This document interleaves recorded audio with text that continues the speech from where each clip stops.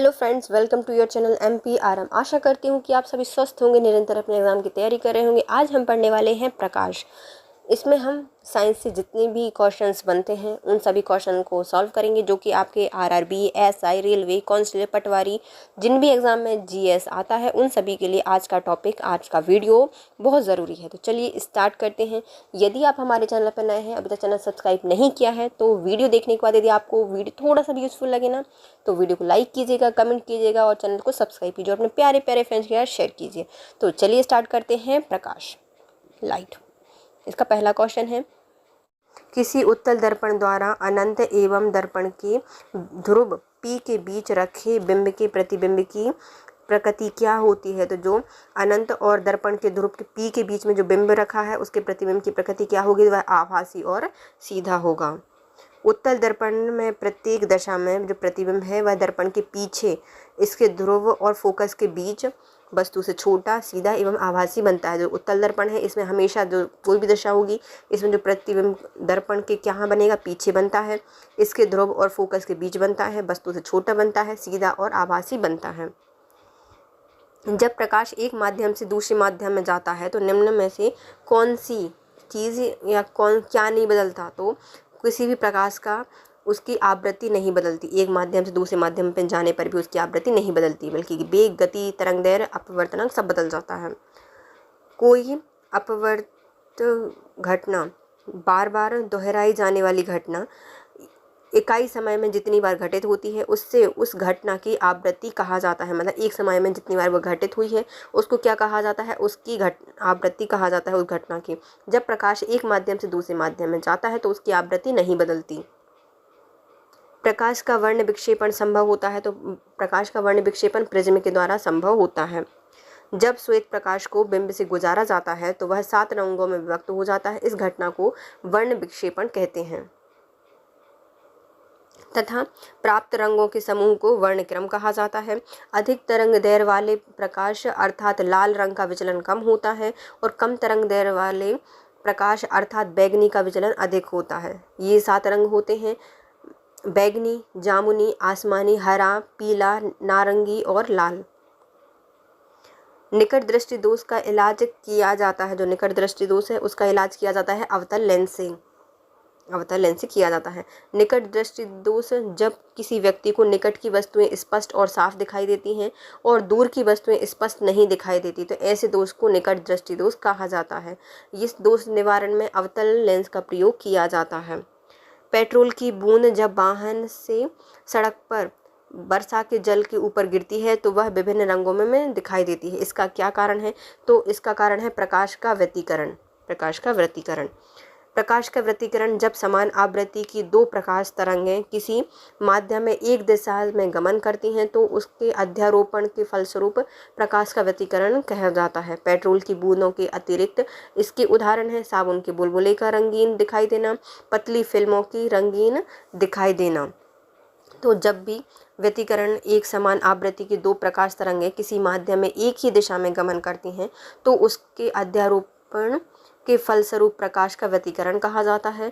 और पेट्रोल में की बूंद के अतिरिक्त साबुन का बुलबुला का रंगीन दिखाई देना और जो पतली फिल्म होती है उनका रंगीन दिखाई देना भी इसी घटना पर आधारित है।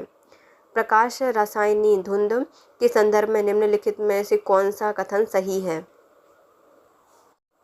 असंतृप्त हाइड्रोकार्बन और नाइट्रोजन ऑक्साइड पर प्रकाश की क्रिया के फलस्वरूप इसका निर्माण होता है। जो सूर्य का प्रकाश पड़ता है असंतृप्त हाइड्रोकार्बन पर और नाइट्रोजन ऑक्साइड पर, तो किसका निर्माण होता है? प्रकाश रासायनिक धुंध का निर्माण होता है। पहला सही है आंसर, है ना। प्रकाश रासायनिक धुंध असंतृप्त हाइड्रोकार्बन और नाइट्रोजन ऑक्साइड पर सूर्य के प्रकाश की क्रिया के फलस्वरूप इसका निर्माण होता है। यह सर्दियों के मौसम में अधिक होता है क्योंकि उस समय कोहरे में जल के कण हवा में होते हैं और कार्बन के कण इसमें मिश्रित हो जाते हैं। प्रकाश रासायनिक धुंध या स्मॉग की समस्या उन क्षेत्रों में अधिक होती है जहाँ पर औद्योगिक काम अधिक होता है। दृश्य प्रकाश संचार, विजिबल लाइट कम्युनिकेशन तकनीक के संदर्भ में निम्नलिखित में से कौन सा कथन सही है ये बताना है। तो इसमें क्या होता है, इसमें 375 से 780 nm वाली विद्युत चुंबकीय स्पेक्ट्रम तरंगदैर्घ्य का प्रयोग किया जाता है, तो पहला सही है। और इसमें क्या किया जाता है, VLC ब्लूटूथ की तुलना में डेटा की विशाल मात्रा को अधिक तेज़ी से प्रसारित करता है। तो ये क्या करता है, VLC ब्लूटूथ की तुलना में जो डेटा की विशाल मात्रा को अधिक तेज़ी से प्रेषित करता है। विद्युत चुंबकीय व्यतिकरण नहीं होता, इसमें क्या होता है, विद्युत चुंबकीय व्यतिकरण नहीं होता VLC में। ये तीनों ही सही हो जाएंगे। दृश्य प्रकाश संचार विजुअल लाइट कम्युनिकेशन एक डाटा संचार संस्करण है जिसकी आवृत्ति 400 से 800 THz, तरंगदैर्घ्य कितना होता है, 375 से 780 nm, इसके बीच दृश्यमान प्रकाश का प्रयोग किया जाता है। VLC ऑप्टिकल वायरलेस संचार प्रौद्योगिकी का एक रूप होता है जो कि दृश्य प्रकाश पराबैंगनी अवरक्त स्पेक्ट्रम पर उच्च गति से डेटा संचारित करने में सक्षम होता है। इसकी वर्तमान स्थिति में LED लैंप का प्रयोग दृश्य प्रकाश के संचरण के लिए किया जाता है। श्वेत प्रकाश में उपस्थित निम्न रंगों में से कौन सा रंग शीशे के प्रिज्म द्वारा सबसे कम विचलित होता है, तो लाल रंग सबसे कम विचलित होता है। रंग का प्रकीर्णन या विचलन उसकी तरंगदैर्घ्य पर निर्भर करता है। जिस रंग के प्रकाश का तरंगदैर्घ्य जितना कम होगा उसका प्रकीर्णन भी उतना अधिक होगा। जिस रंग के प्रकाश की तरंगदैर्घ्य अधिक होगी उसका प्रकीर्णन कम होता है। लाल रंग का तरंगदैर्घ्य अधिक होता है, इसके कारण से उसका विचलन भी कम होता है। सौर भट्टी में प्रयुक्त होती है, जो सौर भट्टी है इसमें प्रयुक्त किया जाता है अवतल दर्पण का प्रयोग किया जाता है सौर भट्टी में। सौर भट्टी से सूर्य के प्रकाश को केंद्रित करने के लिए अवतल दर्पणों का प्रयोग किया जाता है। आपतित सूर्य की किरणें अनंत दूरी से आने वाली समानांतर किरणें होती हैं जो कि अवतल दर्पण से परावर्तित होकर इसमें फोकस बिंदु पर केंद्रित होती हैं, जिससे कि प्रकाश तेजी से लगभग 180 डिग्री से 200 डिग्री तक बढ़ जाता है, अतः विकल्प बी सही होगा। LED प्रकाश उत्सर्जक डायोड के संदर्भ में कौन सा कथन गलत है, ये बताना है। LED प्रकाश स्रोत ऊर्जा की कम खपत करता है, तो ये सही है। LED प्रकाश बल्बों से अधिक अवधि तक कार्य करते हैं, तो ये भी सही है। LED में पारा प्रयुक्त होता है जो मनुष्यों के लिए हानिकारक होता है, तो ये गलत हो जाएगा। LED का ट्रैफिक सिग्नल लाइटों में प्रयोग किया जाता है, तो ये सही हो जाएगा। LED प्रकाश उत्सर्जक डायोड अन्य प्रकाश स्रोतों की तुलना में ऊर्जा की कम खपत करते हैं। यह प्रकाश बल्ब की अपेक्षा अधिक अवधि तक कार्य करते हैं। वर्तमान में LED का प्रयोग ट्रैफिक सिग्नल लाइटों में किया जा रहा है। इसका मुख्य प्रकाश उत्पादक घटक गैलियम आर्सेनाइड है। क्या है, गैलियम आर्सेनाइड है, जो कि विद्युत ऊर्जा को प्रकाश ऊर्जा में बदलता है, अतः LED में पारे का प्रयोग नहीं किया जाता। इस प्रकार प्रश्नानुसार सी गलत हो जाएगा। हम ये वाला फिर से पढ़ते हैं। विजुअल लाइट कम्युनिकेशन क्या होता है, तो इसमें कौन सा कथन सही है हमें ये बताना है। तो पहला क्या था, इसमें इसका जो तरंगदैर्घ्य होता है वह कितना होता है, 375 से 780 nm की विद्युत चुंबकीय स्पेक्ट्रम तरंगदैर्घ्य का प्रयोग किया जाता है विजुअल लाइट कम्युनिकेशन में। फिर इसमें ब्लूटूथ की तुलना में डेटा की विशाल मात्रा को अधिक तेज़ी से प्रेषित किया जा सकता है। विद्युत चुंबकीय विकिरण इससे नहीं होता, तो ये भी सही हो जाएगा। अब आता है क्या, प्रकाश दृश्य प्रकाश संचार। यह डेटा संचार संस्करण है जो कि इसकी आवृत्ति कितनी होती है, 400 से 800 THz होती है। तरंगदैर्घ्य 375 से 780 nm के बीच होता है। इसमें ऑप्टिकल वायरलेस संचार प्रौद्योगिकी का प्रयोग किया जाता है जो कि दृश्य प्रकाश परावैंगनी अवरक्त स्पेक्ट्रम पर उच्च गति से डेटा संचारित करने में सक्षम होता है। इसकी वर्तमान स्थिति में LED लैंप का प्रयोग भी दृश्य प्रकाश के संचरण के लिए किया जा रहा है। अब आता है पेट्रोल की बूंदें जब सड़क पर वाहन से वर्षा जल के ऊपर पड़ती हैं तो विभिन्न रंगों में विभक्त हो जाती हैं। इसे क्या कहा जाता है, तो इसे प्रकाश का व्यतिकरण कहा जाता है। पेट्रोल की बूंदें जब सड़क पर वाहन से वर्षा जल के ऊपर पड़ती हैं तो प्रकाश तरंगों में व्यतिकरण के कारण विभिन्न रंगों में दिखाई देती हैं। जब समान आवृत्ति तथा लगभग समान आयाम की दो प्रकाश तरंगें किसी माध्यम में एक साथ एक ही दिशा में गमन करती हैं तो अध्यारोपण के सिद्धांत के अनुसार परिणामी तरंगों का निर्माण करती हैं। परिणामी तरंगों का आयाम मूल तरंगों के आयाम से भिन्न होता है। चूँकि प्रकाश की तीव्रता आयाम के वर्ग की अनुक्रमानुपाती होती है तो प्रकाश की तीव्रता में परिवर्तन हो जाता है। कुछ स्थान पर प्रकाश की तरंगें अधिकतम तो कुछ स्थान पर न्यूनतम एवं शून्य होती हैं। इसी घटना को प्रकाश का व्यतिकरण कहा जाता है। निम्नलिखित में से कौन सा एल्बिडो से संबंधित है? तो एल्बिडो से संबंधित है जो हमारी वापसी शक्ति होती है, वह रिफ्लेक्टिंग पावर एल्बिडो से संबंधित है। किसी भी वस्तु की सतह पर पहुंचने वाले विकिरण या ऊर्जा के जितने भाग का वापस परावर्तन हो जाता है उसे एल्बिडो या फिर प्रत्यावर्तता कहा जाता है। इससे प्रतिशत में व्यक्त किया जाता है। यदि विभिन्न क्षेत्रों में प्राप्त एल्बिडो के आंकड़ों पर दृष्टिपात किया जाए तो पृथ्वी का औसत एल्बिडो 30% होगा। सूर्य का प्रकाश पृथ्वी पर पहुंचता है लगभग 8 मिनट में। कितने मिनट में पहुंचता है? 8 मिनट में पहुंचता है। सूर्य पृथ्वी से लगभग 15 करोड़ किलोमीटर की दूरी पर स्थित है। प्रकाश 3 लाख किलोमीटर प्रति सेकंड की गति से पृथ्वी पर आता है सूर्य का। इस प्रकार इन्हें पृथ्वी पर पहुंचने में लगभग 8 मिनट 16.6 सेकंड का समय लगता है।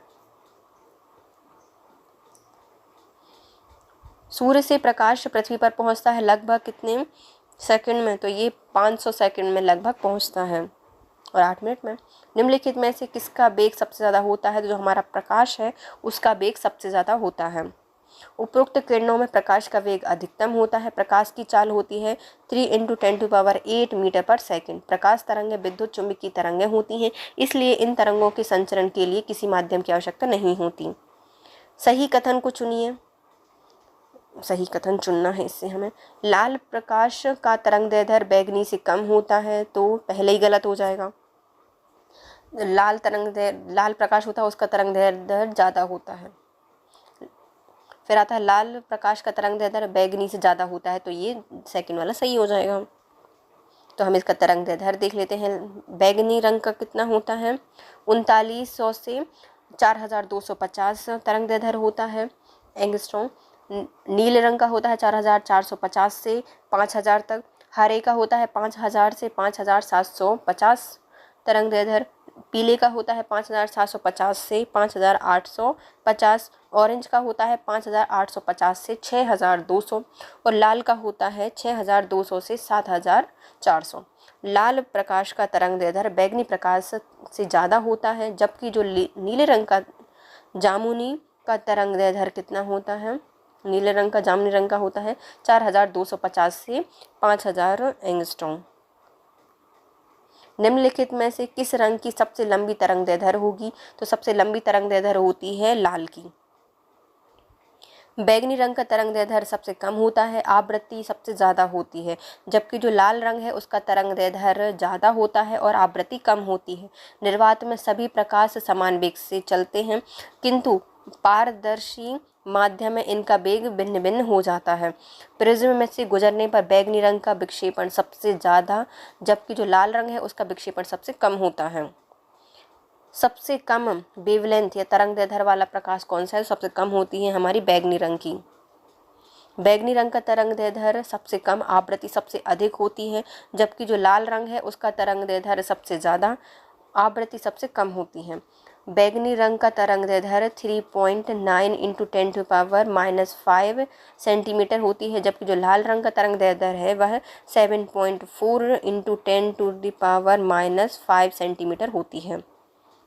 ग्लास प्रिज्म द्वारा श्वेत प्रकाश के फैलाव के दौरान स्पेक्ट्रम के निम्नलिखित में से कौन सा प्रकाश सबसे अधिक झुकता है? तो जो हमारा वॉयलेट कलर है वह सबसे ज़्यादा झुकता है।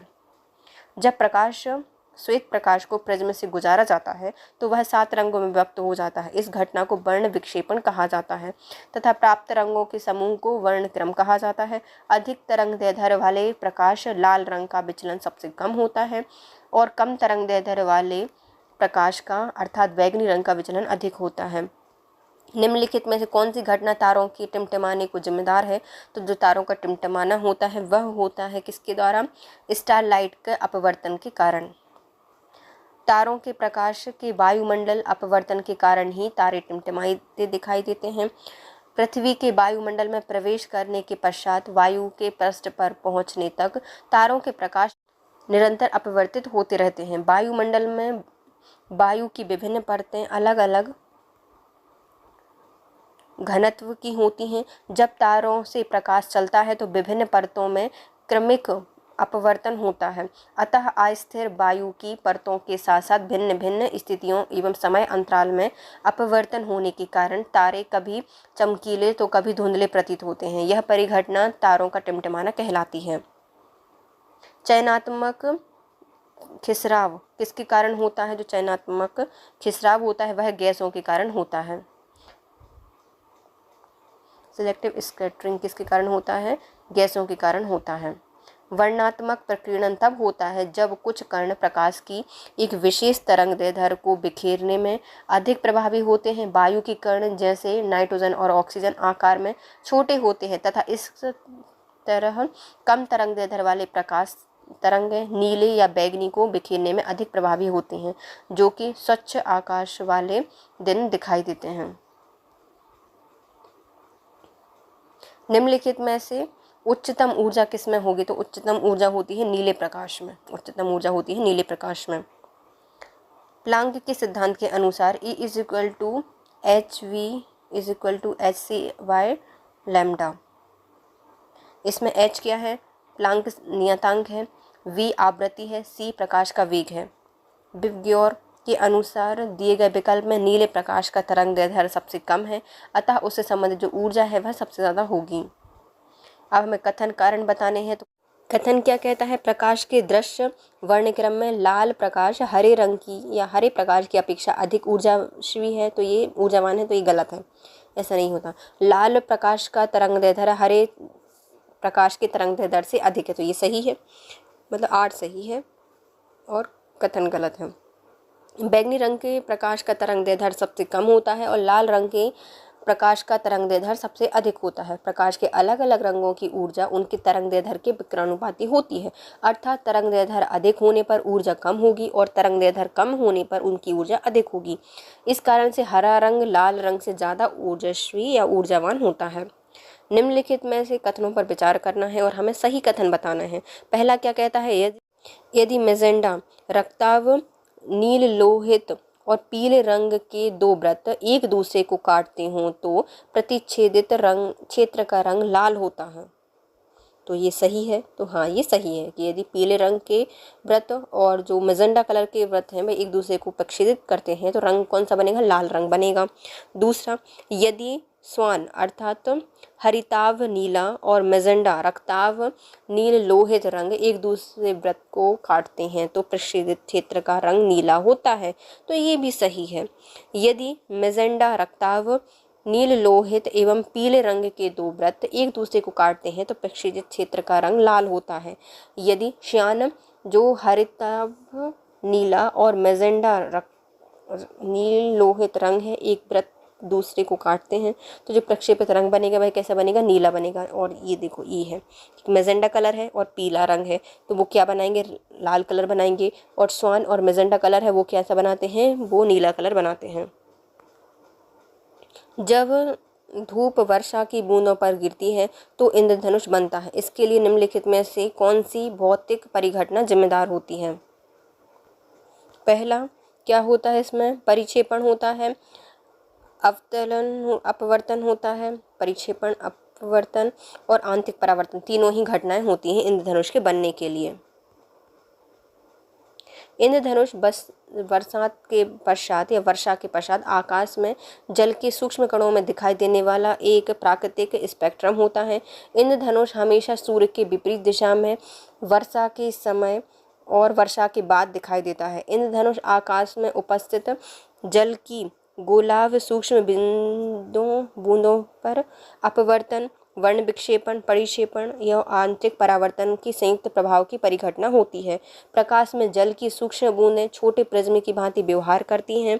सूर्य की श्वेत किरणों को ये बूंदें अपवर्तित और विक्षेपित करती हैं। तत्पश्चात ये आंतरिक परावर्तन करती हैं। अंत में जल की बूंद से बाहर निकलते समय प्रकाश को पुनः अपवर्तित करती हैं।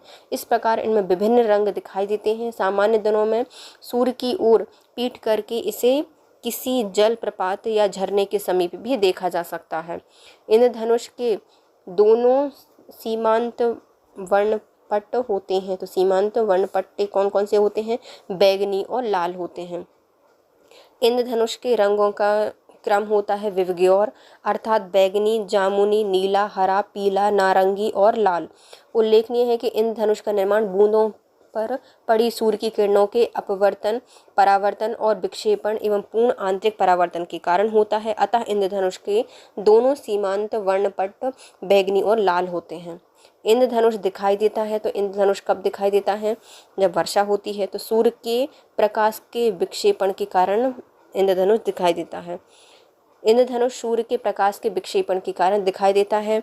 परावर्तन, पूर्ण आंतरिक परावर्तन, अपवर्तन और वर्ण विक्षेपण का सबसे अच्छा उदाहरण है इंद्रधनुष। इंद्रधनुष के रंगों का सही क्रम क्या होगा? नीला, हरा, पीला। इंद्रधनुष के रंगों का रंग होता है नीला, हरा, पीला। परावर्तन, पूर्ण आंतरिक परावर्तन, अपवर्तन द्वारा वर्ण विक्षेपण का सही या सबसे अच्छा उदाहरण आकाश में वर्षा के बाद दिखाई देने वाला इंद्रधनुष होता है। इंद्रधनुष में दृश्य रंगों का क्रम होता है बैगनी, जामुनी, नीला, हरा, पीला, नारंगी। यह इंद्रधनुष में बाहरी बैगनी और अंत में लाल रंग होता है। अधोलिखित में कौन सा रंग इंद्रधनुष के मध्य में दिखाई देता है? तो अधोलिखित में जो मध्य में कौन सा रंग दिखाई देता है वो होता है हरा। इंद्रधनुष के मध्य में हरा रंग दिखाई देता है। इसका नीचे से क्रम होता है बैगनी, आसमानी, नीला, हरा, पीला, नारंगी और लाल कलर। सूर्य के प्रकाश में रंगों की संख्या कितनी होती है? तो सूर्य के प्रकाश में रंगों की संख्या होती है 7। सूर्य के प्रकाश में रंगों की संख्या 7 होती है। विभिन्न रंगों के आधार पर ऊपर से ऊपर की ओर क्रम देखें तो हम विवग्योर होगा। वर्ण विक्षेपण किसी पारदर्शी पदार्थ में भिन्न भिन्न रंगों में प्रकाश के भिन्न भिन्न चाल होने के कारण होता है। अतः किसी पदार्थ का अपवर्तनांक भिन्न भिन्न रंगों के प्रकाश के लिए भिन्न भिन्न होता है। वातावरण में प्रकाश का विसरण निम्नलिखित में से किसकी वजह से होता है? तो वातावरण में होता है धूल के कणों के कारण। वातावरण में प्रकाश का विसरण धूल के कणों की वजह से होता है। कार्बन डाइऑक्साइड पौधों के लिए प्राणदायी वायु होती है। वायुमंडल में पाई जाने वाली गैसों में कार्बन डाइऑक्साइड की मात्रा 0.03% कार्बन डाइऑक्साइड गैस जंतु जगत द्वारा श्वास के रूप में बाहर छोड़ी जाती है। यह गैस ग्रीन हाउस प्रभाव के लिए भी मुख्य रूप से उत्तरदायी होती है। हीलियम गैस हल्की होती है, अज्वलनशील होती है, असंतृप्त हाइड्रोकार्बन गैस होती है। इसका प्रयोग गुब्बारों में भरने, मौसमी संबंधी अध्ययन करने एवं ठंडी वायु निकलने वाली नाभिकीय भट्टियों में भी इसका प्रयोग किया जाता है। निम्नलिखित कथनों पर विचार कीजिए। दीर्घ तरंगदैर्ध्य वाले प्रकाश का प्रकीर्णन लघु और तरंगदैर्ध्य से कहीं अधिक होता है। तो ये गलत है, पहले ही गलत हो गया। जल में दृश्य प्रकाश की गति निर्वात का 0.95 गुना होती है। तो ये भी गलत है। रेडियो तरंगें द्रुतगामी दोलायमय विद्युत धाराओं से उत्पन्न होती है। तो ये सही है। और अतिचालन वाहनों का पता लगाने के लिए पुलिस डॉपलर की परावर्तित लघु रेडियो तरंग प्रभाव का उपयोग करती है। तो ये सही है। जो अतिचालन होता है उसमें वाहनों का पता लगाने के लिए जो पुलिस डॉपलर होते हैं वह उनके परावर्तित लघु रेडियो तरंग प्रभाव का प्रयोग करते हैं। चूँकि प्रकरण या विचलन कोण डेल्टा n-1 ए होता है, जहाँ पर n अपवर्तनांक है, ए अपवर्तन कोण है, अतः दीर्घ तरंगदैर्ध्य कम अपवर्तनांक b वाले प्रकाश का प्रकीर्णन लघु तरंगदैर्ध्य n वाले प्रकाश से कम होता है। जल में दृश्य प्रकाश की गति 2.25 × 10⁻² मीटर पर सेकेंड और निर्वात में प्रकाश की गति 0.0 इंटू 10⁸ मीटर पर सेकंड होती है। अतः स्पष्ट है कि जल में दृश्य प्रकाश की गति निर्वात में प्रकाश की गति का 0.75 गुना होती है। निम्नलिखित प्राकृतिक तथ्यों पर विचार कीजिए। पहला, स्थलीय तापतन। प्राकृतिक तथ्यों पर विचार कीजिए। स्थलीय तापतन और प्रकाश अपवर्तन, यह मरीचिका बनाती है। तो कौन स्थायी जो ताप होता है वो, और जो अपवर्तनांक होता है, अपवर्तन होता है प्रकाश का, वो क्या बनाती है? मरीचिका बनाती है। मृग मरीचिका एक प्रकार का वायुमंडलीय दृष्टिभ्रम होता है जिसमें प्रक्षेक अस्तित्वहीन जलाशय एवं दूरस्थ वस्तु के उल्टे या बड़े आकार के प्रतिबिंब तथा अन्य अनेक प्रकार के विरूपण दिखाई देता है। वस्तु एवं प्रक्षेप के बीच की दूरी कम होने पर प्रक्षेप का भ्रम दूर हो जाता है और यह विरूपित प्रतिबिंब नहीं दिखाई पड़ता। मरीचिका वायुमंडलीय अपवर्तन का एक आश्चर्यजनक प्रभाव होती है जो कि आमतौर पर गर्म रेगिस्तान पर दिखाई पड़ता है। रेगिस्तान में दिन के समय जब भूमि के निकट की वायु की परतें गर्म हो जाती हैं तब वह विरल हो जाती हैं और ऊपर की ठंडी परतों की अपेक्षा कम अपवर्तनांक होता है।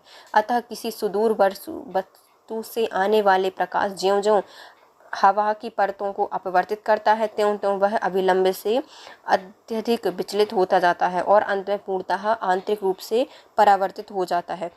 फलतः प्रक्षेपक वस्तु का काल्पनिक और उल्टा प्रतिबिंब बनता है। मृग मरीचिका का कारण क्या है? तो मृग मरीचिका का कारण होता है प्रकाश का पूर्ण आंतरिक परावर्तन। प्रकाश तरंगों के वायु से कांच में जाने पर जो चर प्रभावित होता है वह कौन सा है? तो उसके तरंगदैर्घ्य और वेग परिवर्तित हो जाते हैं। प्रकाश में वायु से कांच में जाने पर उसका तरंगदैर्घ्य और वेग परिवर्तित होगा। प्रकाश की चाल माध्यम के अपवर्तनांक पर निर्भर करती है। अपवर्तनांक क्या होता है? निर्वात में प्रकाश का वेग बटे माध्यम में प्रकाश का चाल होता है। इसमें v = c/μ = v directly proportional होगा 1 के और इनडायरेक्टली प्रोपोर्शनल होगा म्यू के।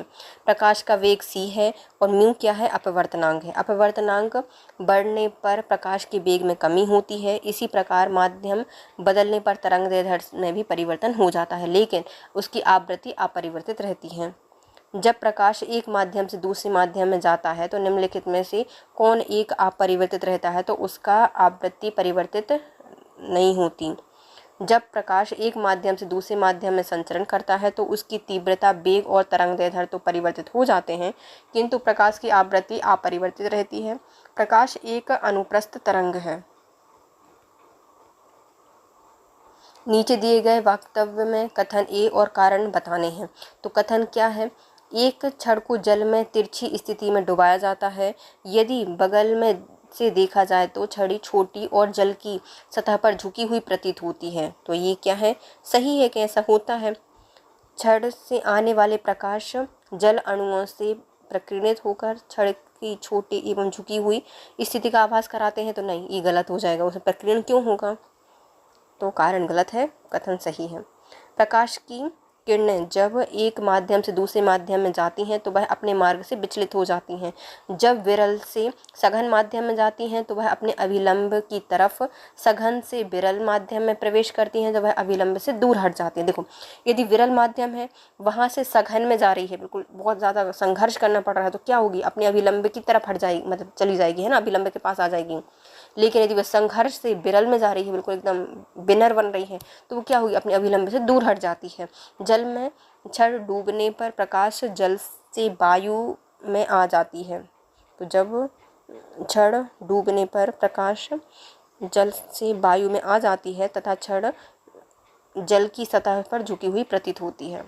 तो वही एक चलचित्र में पूरी फिल्म के एक सिरे से दूसरे सिरे तक सामान्यतः 24 फ्रेम प्रति सेकंड प्रक्षेपित किए जाते हैं। तो ये सही है कि इसमें प्रति सेकंड कितने? 24 फ्रेम प्रक्षेपित किए जाते हैं।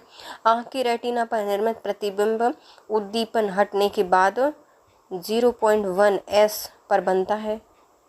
प्रतिबिंब उत्पीड़ित हटने के बाद 0.1 सेकंड या एस के लिए बनता है, तो भैया पहला सही है, मतलब कथन सही है, लेकिन कारण गलत है।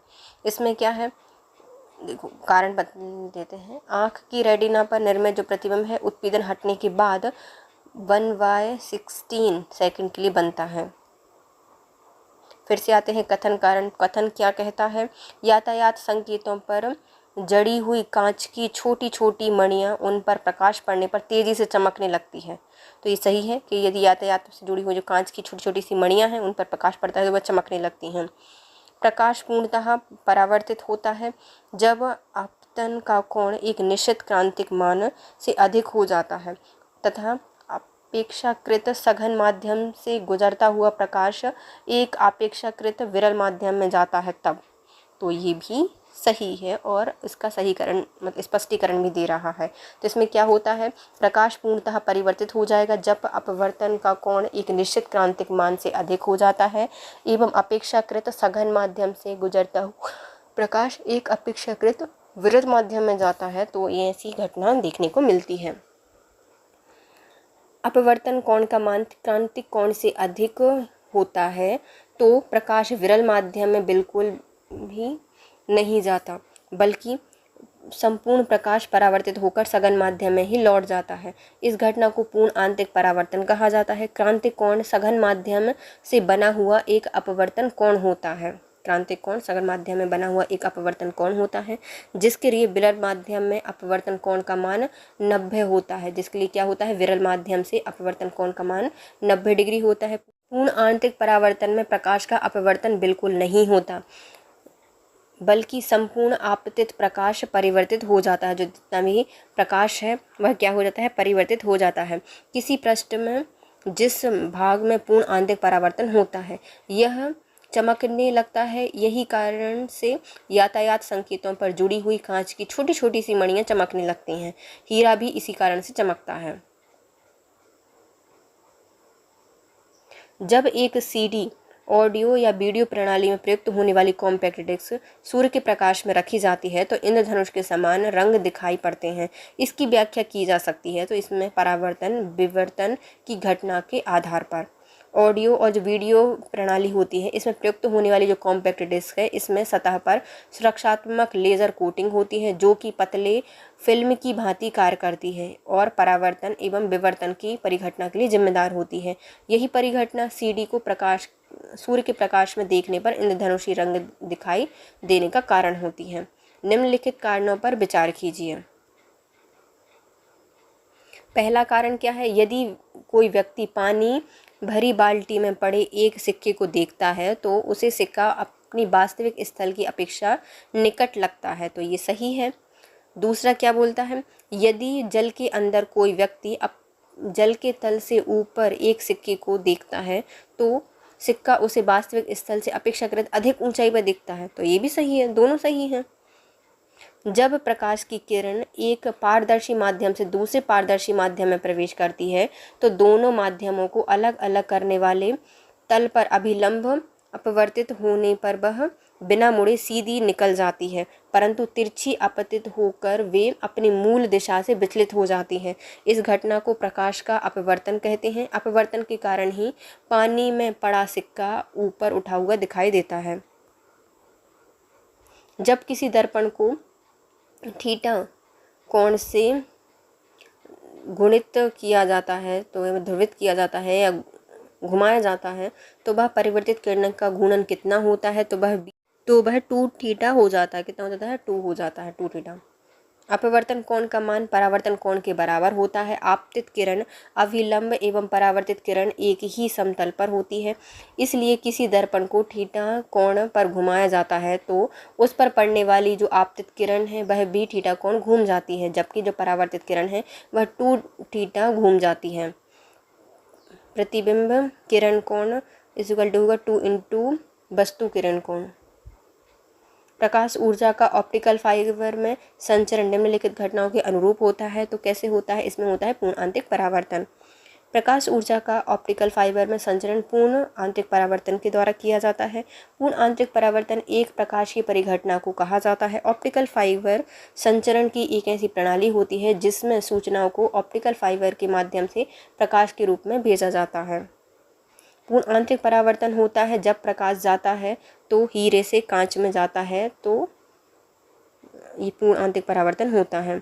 जब किसी प्रकाश की एक किरण सघन माध्यम से विरल माध्यम में जाती है तो अपवर्तन के कारण आपतित किरण अभिलंब से दूर हट जाती है। जैसे जैसे हम अपवर्तन कोण का मान बढ़ाते हैं, विरल माध्यम में आपतित किरण अभिलंब से दूर हटती जाती है, अर्थात अपवर्तन कोण का मान बढ़ता जाता है। यदि सघन माध्यम से विरल माध्यम में जाती हुई आपतित किरण दोनों माध्यमों की सीमा पृष्ठ पर इस प्रकार आपतित होती है कि आपतन कोण का मान क्रांतिक कोण से बड़ा हो जाए तो इस दिशा में आपतित किरण पुनः सघन माध्यम में लौट जाती है, अर्थात आपतित किरण परावर्तित होकर पुनः उसी माध्यम में लौट जाती है। इसी को पूर्ण आंतरिक परावर्तन कहा जाता है। हीरा अपने अंदर के फलकों पर बार बार पूर्ण आंतरिक परावर्तन के कारण ही हीरा चमकता है। हीरा चमकने से प्रकाश जब कांच पर पड़ता है तो यही घटना पुनः घटित होती है। शरीर के अंदर के अंगों को देखने के लिए डॉक्टर एक एंडोस्कोप का प्रयोग करते हैं। यह किस सिद्धांत पर कार्य करता है? तो यह प्रकाश के पूर्ण आंतरिक परावर्तन पर कार्य करता है।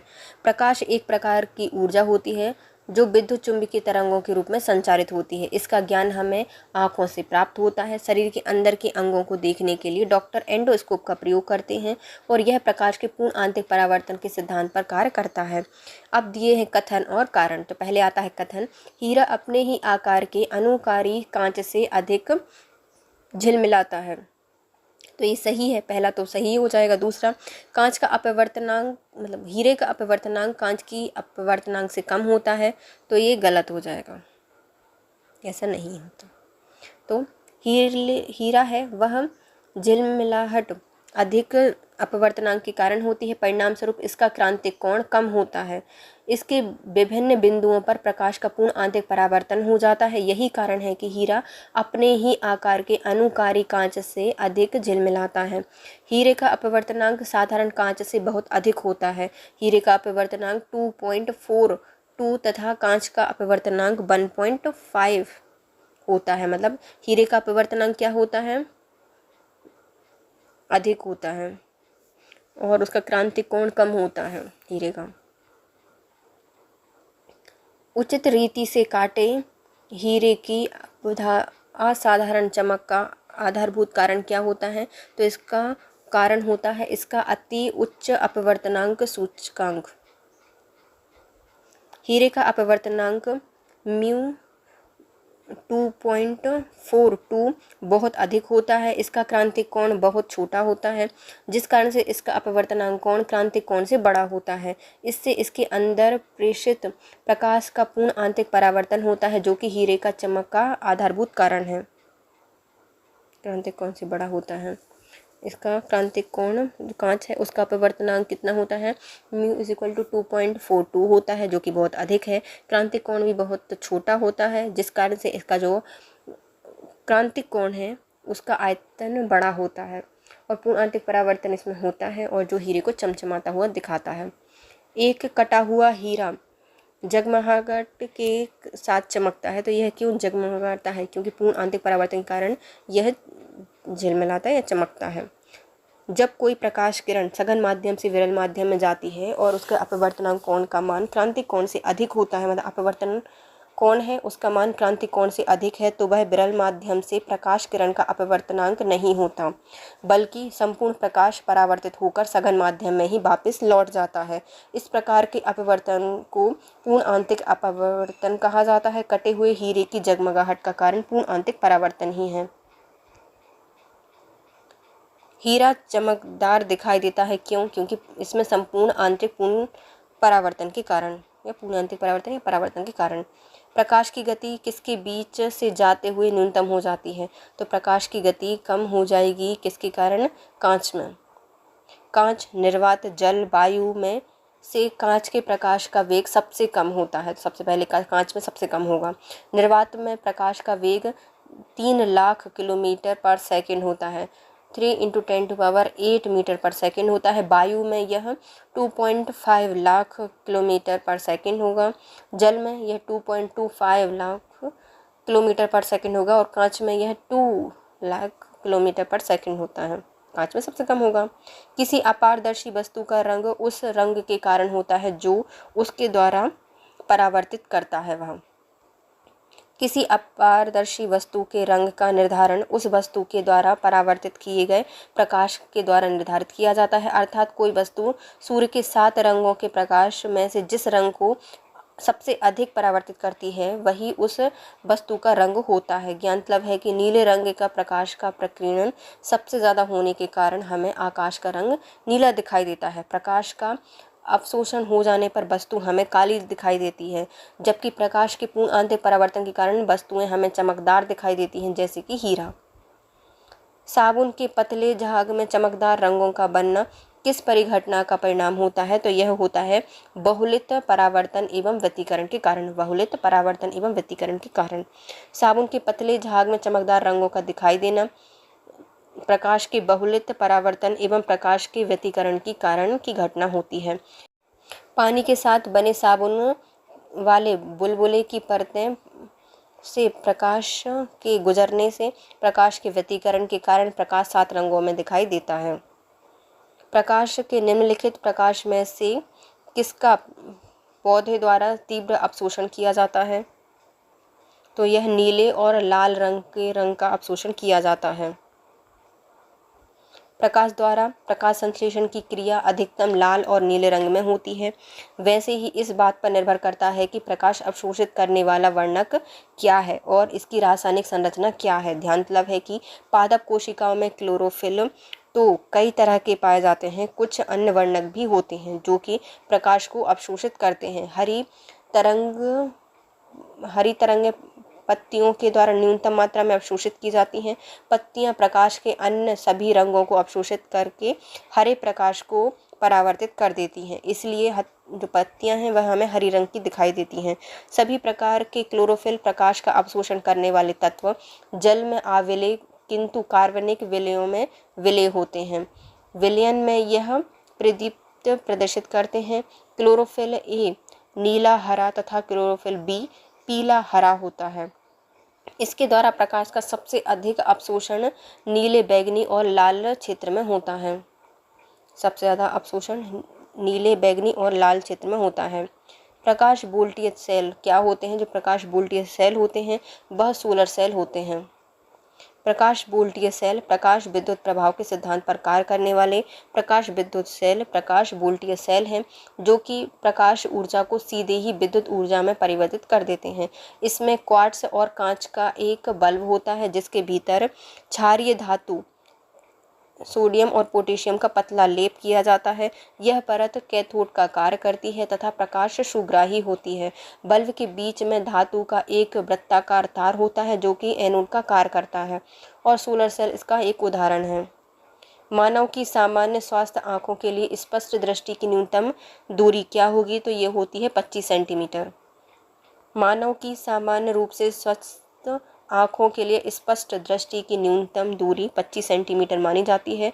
नेत्र के सामने की वह निकटतम दूरी जहाँ पर रखी वस्तु नेत्र को स्पष्ट दिखाई देती है उसे नेत्र की स्पष्ट दृष्टि की न्यूनतम दूरी कहा जाता है। पानी में हवा का बुलबुला वैसे ही व्यवहार करता है जैसे अवतल लेंस की तरह व्यवहार करता है। जब कोई लेंस ऐसे माध्यम में डुबाया जाता है जिसका अपवर्तनांक लेंस के पदार्थ के अपवर्तनांक से अधिक होता है तो लेंस की प्रकृति उल्टी हो जाती है। अर्थात उत्तल लेंस अवतल लेंस की तरह और अवतल लेंस उत्तल लेंस की भांति व्यवहार करने लगता है। वायु का बुलबुला उत्तल लेंस की तरह होता है, लेकिन जब उसे पानी में डुबाया जाता है, चूँकि पानी का अपवर्तनांक n = 1.3 है और वायु का अपवर्तनांक n = 1 है या उससे अधिक होता है, तो वायु का बुलबुला अवतल लेंस की तरह कार्य करता है। किसकी तरह? अवतल लेंस की तरह कार्य करता है या व्यवहार करता है। कार के पीछे आने वाले वाहनों या यातायात को देखने के लिए निम्नलिखित प्रकार के दर्पण में से किसका प्रयोग किया जाता है? तो पीछे के वाहनों को देखने के लिए हम उत्तल दर्पण का प्रयोग करते हैं। उत्तल उत्तलोदय और अभिसारी या कॉन्वेक्स दर्पण द्वारा प्रतिबिंब आभासी, सीधा और वस्तु से छोटा बनता है। कैसे बनता है? आभासी, सीधा और वस्तु से छोटा बनता है, जिसके द्वारा काफ़ी बड़े क्षेत्र की वस्तुओं का प्रतिबिंब एक छोटे से क्षेत्र में बन जाता है। इस प्रकार उत्तल दर्पण का दृष्टि क्षेत्र अधिक होता है। उत्तल दर्पण का दृष्टि क्षेत्र कैसा होता है? अधिक होता है। इसलिए इसका प्रयोग वाहनों में पीछे के यातायात के दृश्यावलोकन के लिए किया जाता है। एक दर्पण जिससे काफ़ी अधिक चौड़े क्षेत्र का अवलोकन होता है, अवश्य ही वह क्या होगा? तो वह एक कौन सा होगा? एडवांस मिरर होगा या उत्तल लेंस होता है, जिससे कि बहुत सारा अवलोकन किया जा सकता है। प्रकाश के एक बिंदु स्रोत को दो समानांतर समतल दर्पणों के मध्य देखने पर इसका प्रतिबिंब कैसा बनेगा? तो इसका प्रतिबिंब अनंत तक बनेगा, अनंत प्रतिबिंब बनेंगे। दो समानांतर समतल दर्पणों के मध्य किसी प्रकाश का एक बिंदु स्रोत रख दिया जाता है और इससे बनने वाले प्रतिबिंब की संख्या अनंत होगी, क्योंकि प्रत्येक प्रतिबिंब परावर्तित होकर एक नया प्रतिबिंब बनाता है। दो दर्पणों के मध्य बनने वाले प्रतिबिंबों की संख्या n = 316 डिग्री वाई थीटा होगी। तो थीटा मान रख दो और वैल्यू आ जाएगी। यदि समानांतर दर्पणों के मध्य का कोण थीटा अर्थात 0 डिग्री का है तो प्रतिबिंबों की संख्या कितनी होगी? अनंत होगी। CFL का पूर्ण रूप क्या होता है? तो CFL का पूर्ण रूप होता है compact fluorescent lamp. Compact fluorescent lamp CFL एक प्रकार का फ्लोरोसेंट लैंप होता है जिसमें विद्युत ऊर्जा की बचत होती है और कम ऊर्जा व्यय होने से अपेक्षाकृत अधिक प्रकाश प्राप्त होता है। प्रकाश का नीला रंग किस कारण से दिखाई देता है? तो प्रकाश का नीला रंग दिखाई देता है प्रकाश के प्रकीर्णन के कारण। चूंकि प्रकीर्णन तरंगदैर्ध्य के अनुक्रमानुपाती होती है और बैंगनी और नीले रंग का तरंगदैर्ध्य कम होता है, अतः प्रकीर्णन अधिक होगा। इसी प्रकार से प्रकाश का रंग या जो आकाश का रंग है वह नीला दिखाई देता है। प्रकाश में वस्तुएं दिखाई देती हैं। तो प्रकाश में वस्तुएं कैसे दिखाई देती हैं? अपवर्तन के कारण, परावर्तन के कारण दिखाई देती हैं। ऑप्शन ही नहीं है। तो परावर्तन के कारण वस्तु दिखाई देती है। जब प्रकाश किसी वस्तु पर पड़ता है तो वस्तु प्रकाश का कुछ भाग अवशोषित कर लेती है और कुछ भाग परावर्तित कर देती है। वस्तु का परावर्तित प्रकाश ही वस्तु का रंग निर्धारित करता है। यदि वस्तु लाल रंग की दिखाई दे रही है तो इसका अर्थ है कि वस्तु प्रकाश किरणों में उपस्थित अन्य रंगों को अवशोषित कर रही चुकी है और सिर्फ लाल रंग वाले प्रकाश का ही भाग को परावर्तित कर रही है। यदि कोई वस्तु काली दिखाई दे रही है तो इसका मतलब यह है कि उसने अपने ऊपर पड़ने वाली सभी किरणों को अवशोषित कर लिया है। समुद्र नीला प्रतीत होता है क्योंकि प्रकाश के परावर्तन एवं जल के कणों द्वारा प्रकाश के प्रकीर्णन के कारण समुद्र का जल नीला दिखाई देता है। समुद्र के नीले प्रतीत होने का मुख्य कारण नीले रंग के प्रकाश के जल का प्रकीर्णन होता है। इसके साथ ही प्रकाश जो सूर्य का प्रकाश है जब जल पर पड़ता है तो नीला प्रकाश प्रकीर्णित होकर चारों ओर फैल जाता है और जल का रंग नीला दिखाई देने लगता है। हमें हरी घास का रंग हरा दिखाई देता है क्योंकि जो घास है वह हरे रंग के प्रकाश को हमारी आंखों पर परावर्तित करती है। जब प्रकाश की किरणें किसी रंगीन वस्तु पर पड़ती हैं तो रंगीन वस्तु उस उस रंग के प्रकाश को जिस प्रकाश या जिस रंग की वह वस्तु है उसको छोड़कर सारे रंग का अवशोषण कर लेती है, बाकी प्रकाश को परावर्तित कर देती है। जैसे घास हरा दिखाई देता है, घास हरे रंग के प्रकाश को परावर्तित करती है। यही कारण है कि घास हमें हरी दिखाई देती है। रोगियों के दांत देखने में दंत चिकित्सकों के द्वारा प्रयुक्त किया जाने वाला दर्पण कौन सा होता है? वह होता है कॉनकेव या अवतल दर्पण होता है। अवतल दर्पण का प्रयोग किया जाता है। अवतल दर्पण एक गोलाकार दर्पण होता है जिसके उभरे हुए तल पर पॉलिश की होती है और अंदर का तल परावर्तक होता है। इसके द्वारा प्रतिबिंब दर्पण के सामने और वस्तु से बड़ा बनता है, इसलिए इस दर्पण का प्रयोग दंत चिकित्सकों के द्वारा किया जाता है। निकट दृष्टि दोष मायोपिया वाला व्यक्ति देख सकता है। जो मायोपिया वाला व्यक्ति है वह नज़दीक वस्तु को स्पष्ट देख सकता है।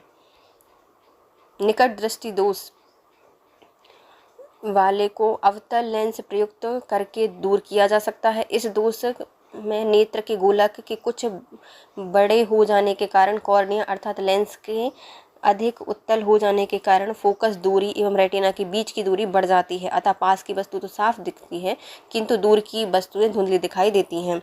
निकट दृष्टि दोष को कैसे ठीक किया जा सकता है, तो हम इसके लिए अवतल लेंस का प्रयोग करते हैं। निम्नलिखित कथनों पर विचार करके हमें सही उत्तर बताना है, कौन सा इसमें से सही नहीं है बताना है ना। तो मृग तृष्णा एक प्रकाश की भ्रम है जो कि प्रकाश के पूर्ण आंतरिक परावर्तन से उत्पन्न होता है, तो पहला सही हो जाएगा। सर्च लाइट में अवतल दर्पण प्रयोग किया जाता है, तो जो हमारी सर्च लाइट होती है उसमें क्या होता है, कॉनकेव लेंस या कॉन्वेक मिरर का प्रयोग किया जाता है। गर्मियों में सामान्यतः सफ़ेद हल्के रंग वाले कपड़े गाढ़े रंग के कपड़ों की तुलना में वरीयता माने जाते हैं, तो ये भी सही है। फिर आता है फोर्थ, इसमें क्या कहा गया है, एक छोटे छिद्र वाले उत्तल दर्पण डॉक्टरों द्वारा रोगियों के कान नाक गले की जांच करने के लिए किया जाता है, तो ये गलत है, बल्कि हम कॉन्वेक मिरर का प्रयोग करते हैं ना कि उत्तल दर्पण का, तो फोर्थ गलत हो जाएगा। एक बड़ी फोकस दूरी वाले अवतल दर्पण दाढ़ी बनाने के काम में आँख कान नाक के डॉक्टरों के द्वारा प्रयोग में लाया जाने वाला दर्पण अवतल दर्पण होता है। इसके अतिरिक्त गाड़ियों के हेडलाइट सर्च लाइट एवं सोलर कुकर में भी इसका प्रयोग किया जाता है अवतल दर्पण का। सूची 1 को सूची 2 से मिलानी है, तो हमारी मृग तृष्णा क्या बताती है, जो हमारी मिराज वगैरह है वो उसका कारण होता है पूर्ण आंतरिक परावर्तन। पूर्ण आंतरिक परावर्तन। साबुन पानी की परतों का रंग क्या होता है, तो साबुन पानी की परतों के रंग दिखाई देते हैं व्यतिकरण के कारण। आकाश का नीला रंग दिखाई देता है हमें प्रकीर्णन के कारण, और प्रिज्म से प्राप्त दृष्ट वर्णक्रम स्पेक्ट्रम हमें विक्षेपण के कारण दिखाई देता है। तो मृग तृष्णा पूर्ण आंतरिक परावर्तन के कारण, साबुन पानी की परत पर रंग व्यतिकरण के कारण, आकाश का नीला रंग प्रकीर्णन के कारण, प्रिज्म से प्राप्त दृष्ट वर्णक्रम स्पेक्ट्रम विक्षेपण के कारण दिखाई देता है। प्रकाश का रंग निर्धारित होता है उसके तरंगदैर्ध्य से। लॉर्ड रेले के अनुसार किसी रंग का प्रकीर्णन उसकी तरंगदैर्ध्य पर निर्भर करता है तथा जिस रंग के प्रकाश का तरंगदैर्ध्य कम होता है उस प्रकाश का प्रकीर्णन सबसे अधिक होता है, और जिस रंग के प्रकाश का तरंगदैर्ध्य अधिक होता है उस रंग का प्रकीर्णन सबसे कम होता है। यही कारण है कि सूर्य के प्रकाश में बैगनी रंग अपनी तरंगदैर्ध्य सबसे कम होती है उसकी, जिसके कारण उसका प्रकीर्णन सबसे अधिक होता है, और लाल रंग जिसका तरंगदैर्ध्य अधिक होता है उसका प्रकीर्णन कम होता है। दूरदृष्टि दोष वाले व्यक्ति के संबंध में निम्नलिखित में से कौन सा कथन सही नहीं है बताना है। तो यह व्यक्ति दूर के पिंड को स्पष्ट देख सकता है, तो सही है। जो दूरदृष्टि दोष है उसमें दूर की वस्तुएं साफ दिखाई देती हैं। लेंस का नाभ्यंतर अधिक होता है, तो इसमें क्या होती है, जो लेंथ ऑफ लेंस होती है वह अधिक होती है, फोकस लेंथ अधिक होती है, सही है। निकट के पिंडों का प्रतिबिंब रेटिना के पीछे बनता है, तो ये भी सही है। इस दोष को ठीक करने के लिए अवतल लेंस का प्रयोग किया जाता है, तो ये गलत है, बल्कि उत्तल लेंस का प्रयोग किया जाता है। दूरदृष्टि दोष वाले इस रोगी से ग्रसित व्यक्ति को दूर की वस्तुएं दिखाई देती हैं किंतु निकट की वस्तुएं दिखाई नहीं देती। कारण क्या होता है, इसमें जो लेंस होती है उसकी गोलाई कम हो जाती है, लेंस की फोकस दूरी बढ़ जाती है, लेंस की क्षमता घट जाती है। इस रोग के निकट की वस्तुओं का प्रतिबिंब रेटिना के पीछे बनता है, एक मुख्य कारण होते हैं। इसका निवारण, इस रोग के निवारण के लिए उपयुक्त जो फोकस दूरी का उत्तल लेंस का प्रयोग किया जाता है। दूरदृष्टि दोष निवारण के लिए काम में लेते हैं, जो दूरदृष्टि दोष है उसको दूर करने के लिए हम उत्तल लेंस का प्रयोग करते हैं। क्षितिज के समीप सूर्य एवं चंद्रमा के दीर्घवृत्ताकार दिखाई देने का कारण क्या होता है, तो इसका कारण होता है अपवर्तन। क्षितिज के समीप सूर्य चंद्रमा के दीर्घवृत्ताकार होने का कारण दिखाई देता है अपवर्तन के कारण। क्षितिज के समीप सूर्य एवं चंद्रमा का दीर्घवृत्ताकार दिखाई देने का कारण प्रकाश का अपवर्तन है। जब प्रकाश की किरणें एक पारदर्शी माध्यम से दूसरे पारदर्शी माध्यम में प्रवेश करती हैं तो दोनों के माध्यमों को अलग करने वाले तल पर अभिलंब आपतित होने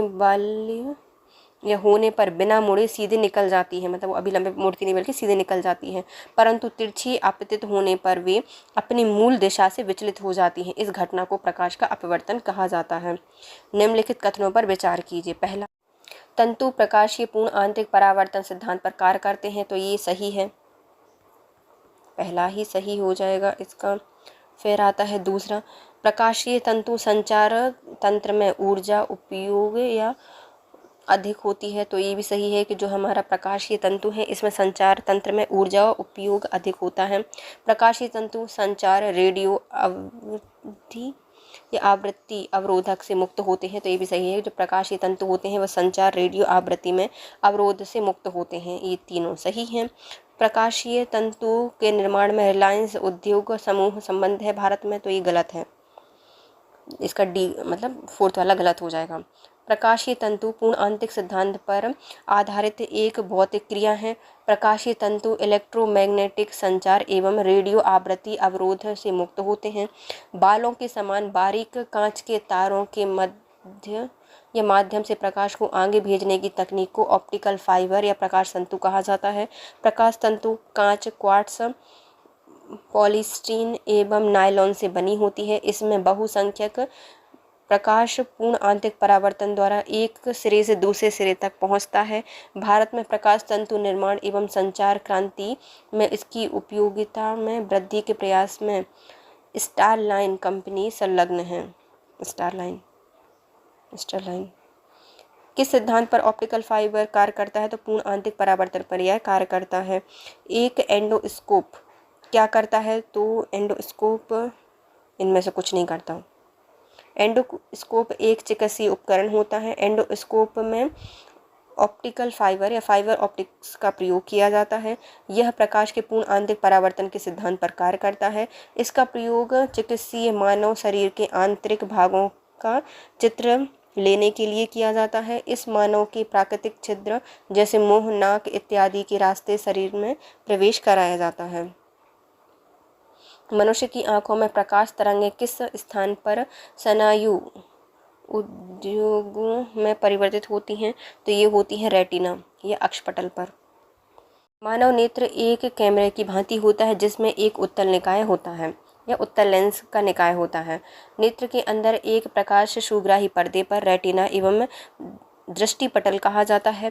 उल्टा एक वास्तविक प्रतिबिंब बनता है। रेटिना एक कोमल सूक्ष्म झिल्ली होती है जिसमें विशाल संख्या में प्रकाश सुग्राही कोशिकाएं होती हैं, जिसमें सलाखा, रॉड एवं शंकु कोशिकाएं होती हैं जो कि विद्युत तंत्रिका स्पंद उत्पन्न करके प्रकाश की तीव्रता एवं वर्णों पर अनुक्रिया करते हैं। आँखों में संकेंद्रण होता है, तो आँखों में संकेंद्रण किसके द्वारा होता है, तो रेटिना के आगे पीछे गति के द्वारा इनका संकेंद्रण होता है।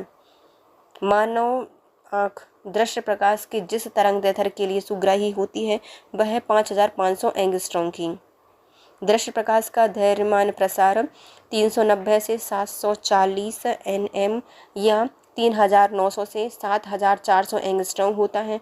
मानव आँख दृश्य प्रकाश के 5500 एंगस्ट्रॉम अर्थात 555 nm तरंगदैर्घ्य के लिए सर्वाधिक सुग्राही होती है। मानव नेत्र पीले हरे प्रकाश के लिए सर्वाधिक सुग्राही होते हैं। हरे रंग के प्रकाश का तरंगदैर्घ्य 495 से 570 nm और पीले रंग के प्रकाश का तरंगदैर्घ्य 570 से 590 nm होता है। इसलिए हरे रंग के लिए सबसे ज़्यादा सुग्राही होती हैं। निम्नलिखित रंगों के बीच आँखों की संवेदनशीलता किन के लिए सबसे अधिक होती है? संवेदन होगी पीले और हरे के लिए आँखों की संवेदनशीलता सबसे अधिक होती है। मानव आँखें सर्वाधिक सुग्राही होती हैं, हरे प्रकाश के लिए सबसे ज़्यादा सुग्राही होती हैं। दृश्य प्रकाश का तरंगदैर्घ्य प्रसार होता है, जो दृश्य प्रकाश है उसका तरंगदैर्घ्य कितना या दैर्घ्यमान कितना होता है, तो 390 से 740 nm के बीच।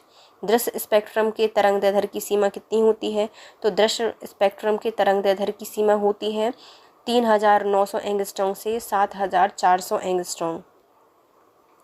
धूप के चश्मे की पावर क्षमता कितनी होती है? धूप के चश्मे होते हैं वह 0 डायोप्टर के होते हैं। धूप के चश्मे का पावर 0 डायोप्टर होता है। डायोप्टर लेंस की पावर का मात्रक होता है। धूप के चश्मे की फोकस दूरी अनंत होती है। P = 1/f, P = 1/∞ 0। लेंस की शक्ति मापी जाती है जो डायोप्टर में मापी जाती है। किसी लेंस की फोकस दूरी का व्युत्क्रम उसकी क्षमता कहलाती है। इसकी क्षमता का मात्रक डायोप्टर होता है। उत्तल लेंस की क्षमता धनात्मक, जबकि जो अवतल लेंस होता है उसकी क्षमता ऋणात्मक होती है। लेंस की शक्ति को P = 1/f मीटर से ज्ञात किया जाता है। खतरे के संकेतों के लिए लाल प्रकाश का प्रयोग किया जाता है क्योंकि इसका प्रकीर्णन कम होता है। खतरे के संकेत के लिए लाल रंग का प्रयोग किया जाता है क्योंकि लाल रंग का विचलन प्रकीर्णन सबसे कम होता है। लाल रंग के प्रकाश का तरंगदैर्ध्य अधिक होता है, अतः इसकी चाल v = n लैम्डा से अधिक होगी, जो व्यक्ति की आँखों तक शीघ्रता से पहुँच जाएगी। प्रकीर्णन एवं तरंगदैर्ध्य में व्युत्क्रम संबंध होता है। प्रकीर्णन दर डायरेक्टली प्रोपोर्शनल होती है 1/λ के। ट्रैफिक सिग्नल में लाल प्रकाश प्रयुक्त होता है क्योंकि इसकी तरंग की जो दैर्ध्य लंबाई होती है वह सबसे ज़्यादा होती है। ये कारण बताने हैं और कथन बताना है। कथन क्या कहता है? खतरे के सिग्नल लाल रंग का बना होता है, तो ये सही है। लाल रंग का प्रकीर्णन सबसे कम होता है, तो ये भी सही है। मतलब कारण कथन दोनों सही है और सही व्याख्या भी कर रहा है उसकी, है ना। धूप से बचने के लिए छाते में रंग संयोजन निम्नलिखित में से कौन सा होता है? तो ऊपर होगा उजला और नीचे होगा काला। श्वेत प्रकाश या श्वेत रंग का प्रकाश का पूर्णतः परावर्तक होता है, जिससे कि बहुत कम मात्रा में ऊष्मा अवशोषित हो पाती है। अतः छाते की ऊपरी सतह सफ़ेद रंग की होनी चाहिए, जो कि धूप या गर्मी में धूप से बचाया जा सकता है। और काला तल प्रकाश का पूर्णतः अवशोषक होता है, जो कि ऊष्मा का अवशोषक करके गर्मी बढ़ाता है। प्रसारी ब्रह्मांड की संकल्पना आधारित है किस पर? तो प्रसारी ब्रह्मांड के डॉपलर के प्रभाव पर आधारित है। प्रसारी विश्व की संकल्पना डॉपलर प्रभाव पर आधारित है। डॉपलर प्रभाव के कारण आकाश गंगाओं के केंद्र से आने वाले प्रकाश से उत्पन्न लाल विचलन यह दर्शाता है कि हमसे दूर जा रहे हैं, अर्थात प्रत्येक दिशा में ब्रह्मांड का विस्तार हो रहा है। सूर्य अस्त एवं सूर्य उदय के समय सूर्य के लाल रंग होने का कारण क्या है? तो इसके लाल रंग होने का कारण है प्रकाश का प्रकीर्णन। जब सूर्य उगता है या डूबता है तो प्रकाश को हम तक पहुंचने में वायुमंडल के धूल आदि कणों से होकर अधिक दूरी तय करनी पड़ती है, जिससे उनके इन कणों से प्रकीर्णन होता है। चूँकि अन्य रंगों की तुलना में लाल रंग के प्रकाश का प्रकीर्णन सबसे कम होता है, अतः हम तक पहुंचने पर प्रकाश में लाल रंग का अधिक रहता है, जिसके कारण सूर्य उगते समय और डूबते समय लाल रंग का दिखाई देता है। सूर्य अस्त होते पर सूर्य की रंग लाल वर्ण का हो जाता है। इसका कारण क्या है? तो प्रकाश का प्रकीर्णन। पृथ्वी के वायुमंडल में प्रकाश का प्रकीर्णन के कारण हमें सूर्य अस्त के समय लाल दिखाई देता है। खगोलीय दूरदर्शी से बना प्रतिबिंब कैसा होता है? जो खगोलीय दूरदर्शी से बना प्रतिबिंब हमेशा काल्पनिक और बड़ा होगा। खगोलीय दूरदर्शी से बना प्रतिबिंब काल्पनिक बड़ा होता है। खगोलीय दूरदर्शी में प्रतिबिंब दो स्थितियों में बनता है। पहला, अनंत के लिए दूरदर्शी का समायोजन करने पर अंतिम प्रतिबिंब अनंत पर तथा सर्वाधिक बड़ा बनता है। तो अनंत के लिए दूरदर्शी का समायोजन करने पर अंतिम प्रतिबिंब अनंत पर और सर्वाधिक बड़ा बनता है।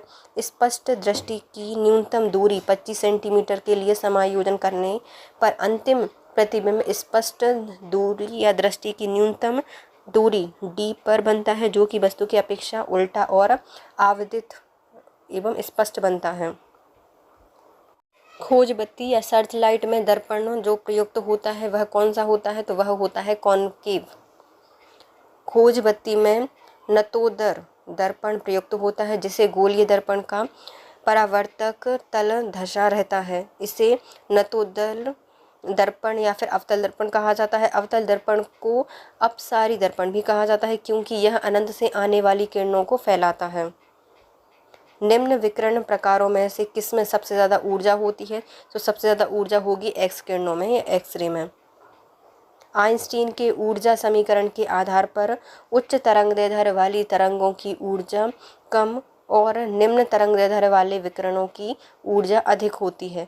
उपरोक्त विकल्प में एक्स किरणों की तरंगदैर्ध्य परिसर सबसे कम है 10⁻10 से 10⁻⁸ मीटर तक होता है। अतः संपूर्ण विद्युत चुंबकीय स्पेक्ट्रम का तरंग दैर्ध्य के बढ़ते क्रम एवं ऊर्जा के घटते क्रम में निम्नलिखित होगा, है ना। तो विकिरण देख लेते हैं और तरंग दैर्ध्य परिसर देख लेते हैं। तो विकिरण गामा किरणों का होता है 10⁻13 से 10⁻10 मीटर। एक्स किरणों का होता है 10⁻10 से 10⁻8 मीटर। परावैंगनी किरणों का होता है 10⁻8 से 4 × 10⁻7 मीटर तक। दृश्य विकिरण का होता है 3.9 × 10⁻7 से 7.8 × 10⁻7 मीटर तक होता है। अवरक्त किरणें, ये अवरक्त विकिरण है, इनके द्वारा होता है 7.8 × 10⁻7 से 10⁻3 मीटर तक होता है। लघु रेडियो तरंगों का 10⁻3 से 1 मीटर तक होता है और दीर्घ रेडियो तरंगों का होता है 1 से 10⁻4 मीटर तक होता है। रात्रि दृष्टिकोण के कैमरे में किसका प्रयोग नहीं किया जाता? जो रात्रि दृष्टिकोण के कैमरे होते हैं उसमें वस्तुओं से एक्स किरण विकिरण का प्रयोग नहीं किया जाता, जबकि हम प्रवर्धित या एम्प्लीफाइड लाइट का प्रयोग कर सकते हैं, इंफ्रारेड का कर सकते हैं और थर्मल रेडिएशन ऑफ ऑब्जेक्ट्स का भी कर सकते हैं। वस्तुओं का ऊष्मा विकिरण का भी प्रयोग करते हैं, लेकिन वस्तुओं के एक्स किरणों का विकिरण का प्रयोग नहीं करते। रात्रि दृष्टिकोण में कैमरे में प्रवर्धित प्रकाश इंफ्रारेड ग्राही वस्तुओं का ऊष्मा विकिरण का प्रयोग किया जाता है। इंफ्रारेड का और वस्तुओं की ऊष्मा विकिरण का प्रयोग करते हैं, लेकिन एक्स किरणें विकिरण का उपयोग विभिन्न चिकित्सा में किया जाता है, जैसे कि हड्डियों के टूटने का पता लगाने में। किसी तारे का दृश्य या रंग दिखाता है, तो किसी तारा है उसका रंग हमें क्या दिखाता है? उसके तापमान को दिखाता है। वह खगोलीय पिंड जिसमें उसकी ऊष्मा और प्रकाश होता है वह तारा कहलाता है। किसी तारे का रंग उसकी ताप की मात्रा को दर्शाता है, अर्थात तारे का रंग उसके तापमान पर निर्भर करता है। सर्वाधिक गर्म तारा नीले रंग को, जबकि सबसे कम गर्म तारा लाल रंग को दिखाता है। इसका क्रम इस प्रकार होगा: रंग, तापमान और प्रतीत होने वाला रंग। तो यदि नीला रंग है तो वह कैसा तापमान होगा? तो 33,000 केल्विन के समथिंग तापमान होगा। कितना होगा? नीला है तो 33,000 केल्विन तापमान होगा और नीला ही दिखाई देगा। नीला या फिर नीला सफ़ेद रंग दिखाई दे रहा है तो 10,000 से 33,000 केल्विन तक है और यह नीला और सफ़ेद दिखाई दे सकता है। यदि सफ़ेद दिख रहा है तो वह 7500 से 1000 केल्विन तक है और सफ़ेद या सफ़ेद नीला दिख सकता है। नीला सफ़ेद में दिख रहा था अपन को 10,000 से 33,000 तक, और यदि सफ़ेद दिख रहा है तो वो 7500 से 1000 समथिंग दिखेगा, सफ़ेद और सफ़ेद नीला। पीला और सफ़ेद दिख रहा है तो पीला 6 सबको साफ कर दो तो 6000 से 7500 केल्विन तक दिखेगा और सफ़ेद दिखेगा। पीला रंग दिख रहा है तो 5200 से 6000 तक है और यह पीला सफ़ेद दिखाई देगा। नारंगी है तो 3700 से 52 केल्विन तक 5200 केल्विन तक दिखेगा और पीला नारंगी दिखेगा। और यदि लाल है तो 3700 से यह नारंगी लाल दिखेगा। 3700 केल्विन है और इसका रंग कैसा होगा? नारंगी होगा। तो उसके तापमान से पता चलता है कि तारे किस कलर का है, या तारे का कलर कैसा है उसका तापमान से पता चलता है। दो समानांतर दर्पण एक दूसरे से किसी कोण पर नत रखे हैं।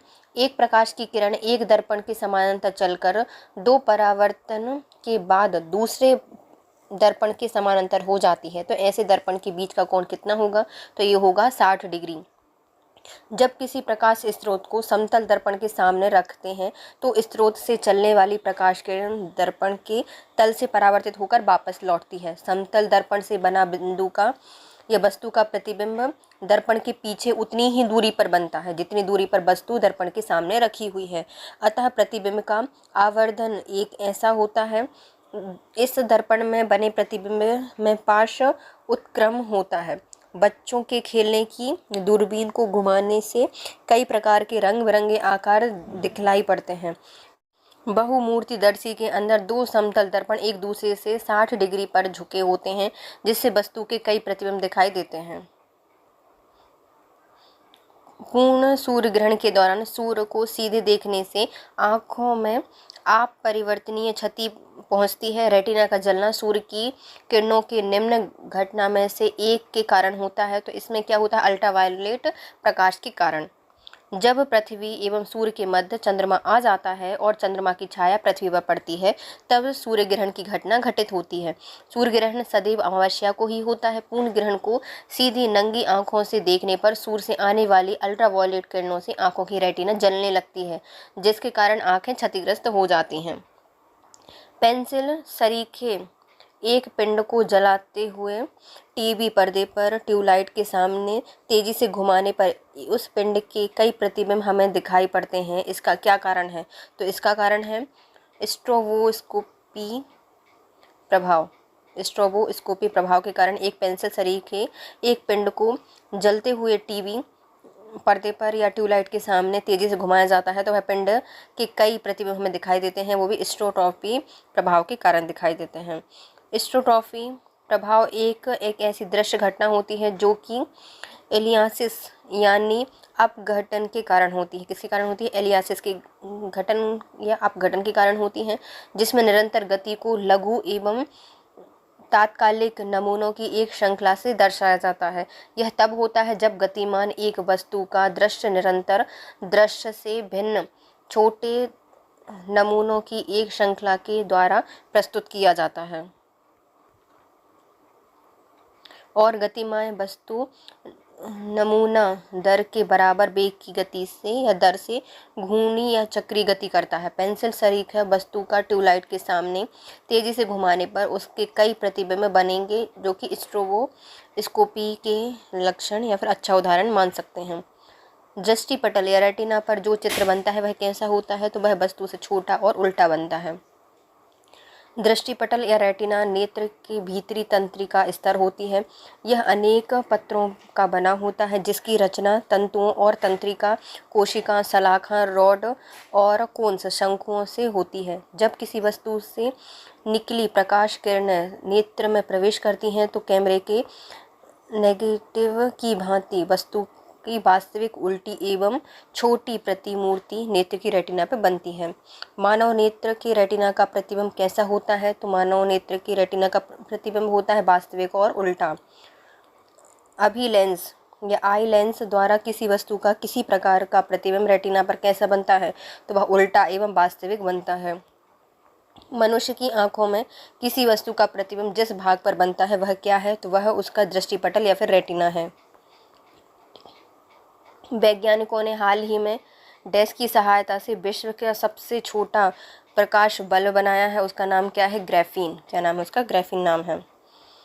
कोलंबिया विश्वविद्यालय के वैज्ञानिकों ने ग्राफीन की सहायता से विश्व का सबसे छोटा प्रकाश बल्ब बनाया है। इस बल्ब का तापमान 25,000 डिग्री सेल्सियस तक होगा, जिसे नंगी आंखों से देखा भी जा सकता है। अनुसंधानकर्ताओं ने दावा किया है कि इससे कार, इमारत, सैटेलाइट, स्मार्टफोन एवं कंप्यूटर को भी बदलने में मदद मिलेगी।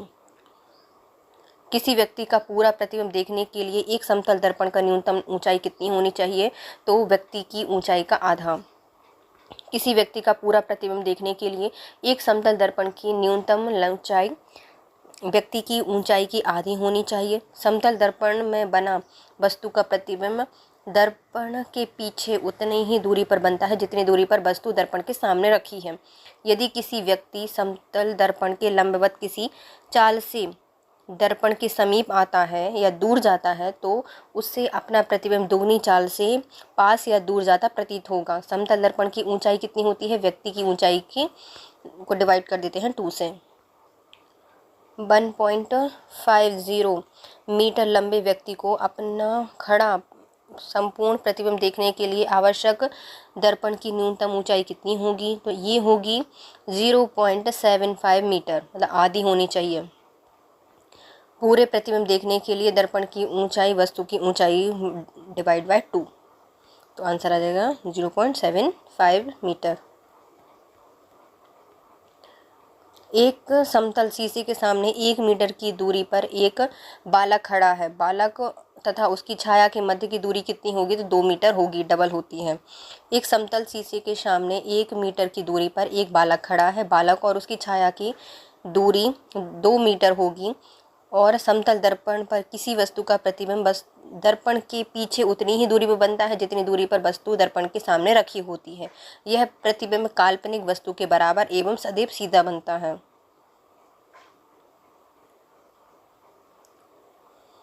समतल दर्पण से वस्तु की दूरी बराबर दर्पण से प्रतिबिंब की दूरी।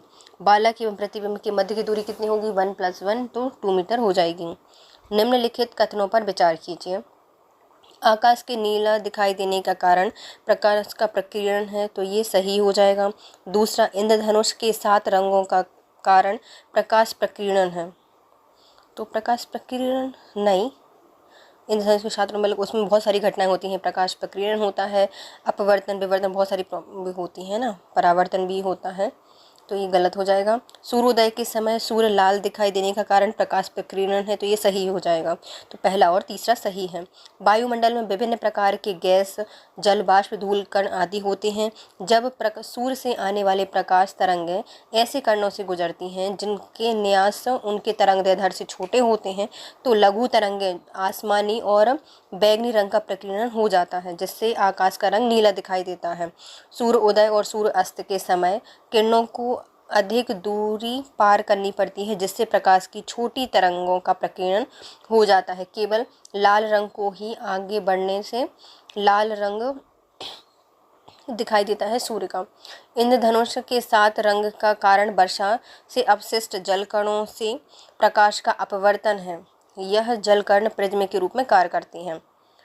एक समतल दर्पण की वक्रता त्रिज्या होती है, तो अनंत होती है। एक समतल अनंत, तीसरा सी अनंत। एक समतल दर्पण की वक्रता त्रिज्या अनंत होती है। समतल दर्पण का परावर्तक सतह समतल होता है। इस क्रिया में शीशे की एक ओर धातु की पतली परत चढ़ी होती है और किरण क्षय को रोकने के लिए लेप किया जाता है। शीशे के पीछे चांदी की परत या पारे की परत परावर्तक सतह का कार्य करती है। दर्पण की वक्रता त्रिज्या = 2 × फोकस दूरी बराबर 2 × 0 = 0। निम्नलिखित में से कौन सा कथन सत्य है, ये बताना है। प्रकाश का वेग सबसे अधिक होता है, तो पहला सही हो जाएगा। ध्वनि का वेग सबसे अधिक होता है, नहीं। आकाशीय पिंडों का वेग, नहीं, पहले ही सही है। निर्वात में प्रकाश की चाल 3 × 10⁸ मीटर/सेकंड होती है। ध्वनि की चाल वायु माध्यम में सबसे ज़्यादा होती है, जो कि 330 मीटर/सेकंड होती है, जबकि रॉकेट किसी भी पिंड का वेग 11.2 किलोमीटर/सेकंड होता है। आइंस्टीन के E = mc² समीकरण में c किसका द्योतक है? तो c द्योतक है प्रकाश की गति का। सन 1905 में आइंस्टीन ने द्रव्यमान एवं ऊर्जा के मध्य एक संबंध स्थापित किया, अर्थात सापेक्षता के विशिष्टता सिद्धांत के अनुसार द्रव्यमान एवं ऊर्जा तुल्य होती है, अर्थात E = mc², जहाँ पर c प्रकाश का वेग या चाल है और m द्रव्यमान क्षति है, जिसमें द्रव्यमान संरक्षण और ऊर्जा संरक्षण का एकीकरण हो जाता है। यदि लाल रंग के किसी फूल के ऊपर एक वर्णी हरा प्रकाश पड़ता है, तो फूल कैसा दिखाई देगा? तो वह काले रंग का दिखाई देगा। वस्तु प्रकाश का कुछ भाग परावर्तित करती है और कुछ भाग अवशोषित करती है। प्रकाश का परावर्तित भाग ही वस्तुओं का रंग निर्धारित करता है। जैसे जब हम किसी गुलाब के फूल को सफ़ेद प्रकाश में रखते हैं, तो उसकी पंखुड़ियाँ लाल और पत्तियां हरी दिखाई देती हैं, लेकिन यदि वही गुलाब का फूल हम पीले रंग में रखते हैं, तो पंखुड़ियाँ, पत्तियां दोनों ही काली दिखाई देती हैं, क्योंकि दोनों ही पीले प्रकाश को अवशोषित कर लेती हैं। अतः पारदर्शी का रंग उसके द्वारा परावर्तित प्रकाश के रंग पर निर्भर करता है। दूसरी ओर पारदर्शी वस्तुओं का रंग उनसे पार होने वाले प्रकाश के रंग पर निर्भर करता है। यदि लाल रंग के फूल को हरे रंग में रखा जाता है, तो हरे रंग का अवशोषण कर लेती है और वह काली हो जाती है। हरे कांच की प्लेट लाल रंग के प्रकाश में कैसी दिखाई देगी? तो वह दिखाई देगी काली। जब काफ़ी ऊंचाई पर उड़ रहे वायुयान से आकाश को देखा जाता है, तो वह कैसे दिखाई देता है? तो वह दिखाई देता है काला। सूर्य का प्रकाश, श्वेत प्रकाश 7 रंगों का मिश्रण होता है जो कि बैगनी, जामुनी, नीला, हरा, पीला, नारंगी, लाल से मिलकर बना होता है। बैगनी प्रकाश का तरंगदैर्ध्य सबसे कम, जबकि लाल का सबसे अधिक होता है। जब सूर्य का प्रकाश पृथ्वी के वायुमंडल में प्रवेश करता है तो वह पृथ्वी के वायुमंडल में स्थिर गैस के धूल कणों, अणुओं आदि से टकराता है। जब प्रकाश किसी कण से टकराता है तो या तो वह उस कण के पार निकल जाता है अर्थात उसके द्वारा परिवर्तित या फिर छितरा जाता है। सूर्य के प्रकाश का लाल अंश तो बिना अधिक प्रकीर्णन हुए पृथ्वी पर पहुंच जाता है, परंतु बैगनी, जामुनी, नीला प्रकाश हवा में मौजूद कणों आदि से प्रकीर्णित हो जाता है। हवा के कणों द्वारा प्रकाश के प्रकीर्णन के परिणाम स्वरूप आकाश हमें नीला दिखाई देता है, परंतु अंतरिक्ष में वायुमंडल की अनुपस्थिति के कारण आकाश हमें अधिक ऊंचाई में काला दिखाई पड़ता है। निम्नलिखित में से कौन से प्राथमिक रंग हैं? तो प्राथमिक रंग है लाल, हरा और नीला। लाल, हरा और नीला। लाल, हरा, नीला रंग प्राथमिक रंग होते हैं। प्राथमिक रंग वे होते हैं जिन्हें समान अनुपात में मिलाने पर श्वेत प्रकाश प्राप्त होता है, प्रकाश के प्राथमिक रंग कहलाते हैं। द्वितीय रंग क्या होते हैं? रंग पीला, मैजेंडा, श्यान या जो मोर पंखी होता है वो सब क्या होते हैं? द्वितीय रंग होते हैं। निम्नलिखित में कौन सा प्राथमिक रंग नहीं है? तो जो हमारा काला रंग है वो एक प्राथमिक रंग नहीं है। लाल, पीला और नीला प्राथमिक रंग होते हैं। लाल, हरा, नीले रंग को प्राथमिक रंग कहा जाता है, अर्थात पीला, मैजेंडा, पिकॉक, नीला को द्वितीयक रंग कहा जाता है। द्वितीयक रंग 2 प्राथमिक रंगों से मिलकर बना होता है, जैसे लाल और नीला बन के बनाता है मैजेंडा, हरा नीला बन के बनाता है पिकॉक नीला, लाल हरा बनाता है पीला, अर्थात काला रंग प्राथमिक रंगों की श्रेणी में नहीं आता। निम्न रंगों में विषम रंग को पहचानिए। तो विषम रंग कौन से होते हैं? तो लाल, हरा और पीला से भूरा विषम है।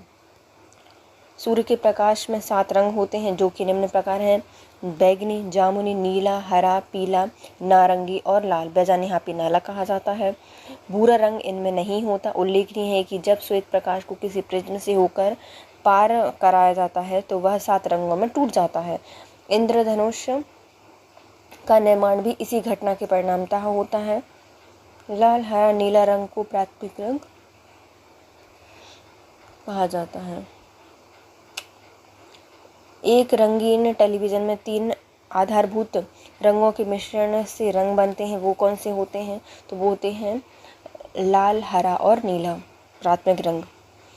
रंगीन टेलीविज़न में पृथक पृथक 3 सिग्नल प्राथमिक रंगों के होते हैं जो रंगों के प्रेषण को ग्रहण करते हैं एवं अंत में टेलीविज़न के पर्दे पर उचित मात्रा में मिलकर प्रक्षेपित करते हैं। ये प्राथमिक रंग हैं लाल, नीला, हरा। इन तीनों रंगों को उचित मात्रा में मिलाने पर प्रकृति के सभी रंग प्राप्त होते हैं। जब लाल, नीले, हरे प्रकाश का पुंज एक साथ एक स्थान पर पड़ता है तब प्रकाश का रंग क्या होता है? तो वो बनते हैं श्वेत।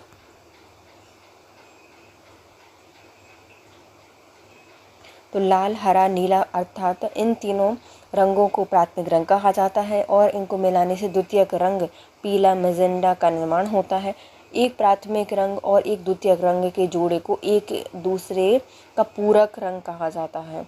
तो एक प्राथमिक रंग और एक द्वितीयक रंग को जो जोड़ा होता है उसको क्या कहा जाता है? एक दूसरे का पूरक कहा जाता है। सभी प्राथमिक रंग अर्थात सभी द्वितीयक रंगों को मिलाने पर श्वेत रंग का प्रकाश प्राप्त होता है। श्वेत पर्दे पर छवि बनती है। तो जो सफ़ेद पर्दा है उस पर छवि बनेगी वास्तविक और नुकीली। सफ़ेद पर्दे पर छाया वास्तविक, नुकीली और छोटी बनती है, जबकि अन्य विकल्प जो वास्तविक हैं वह बड़ी, आभासी, नुकीली, आभासी और बड़ी जैसी छाया सफ़ेद पर्दे पर नहीं बनती। एक काल्पनिक रेखा जो फोकस और ध्रुवी से गुजरते हैं। तो एक क्या है? काल्पनिक रेखा है जो कि फोकस और ध्रुव से गुजरते हैं, गोलाकार दर्पण पर पड़ती है। वह क्या कहलाती है? तो वह कहलाती है एक प्रिंसिपल कक्ष। अवतल या उत्तल दोनों ही दर्पण किसी गोले के कटे हुए भाग होते हैं, अर्थात गोले का केंद्र दर्पण का वक्र केंद्र कहलाता है। दर्पण का मध्य बिंदु ध्रुव कहलाता है। दर्पण के वक्रता केंद्र एवं ध्रुव को मिलाने वाली रेखा दर्पण की प्रधान अक्ष रेखा कहलाती है। वक्रता केंद्र एवं ध्रुव को मिलाने वाली सरल रेखा के मध्य बिंदु को दर्पण का फोकस कहा जाता है। किसी दर्पण का फोकस बिंदु मुख्य अक्ष पर स्थित वह बिंदु होता है जिससे परावर्तन के पश्चात कोई प्रकाश किरण गुजरती है, उत्तल या मिलती प्रतीत होती हैं, उसे कहा जाता है फोकस बिंदु।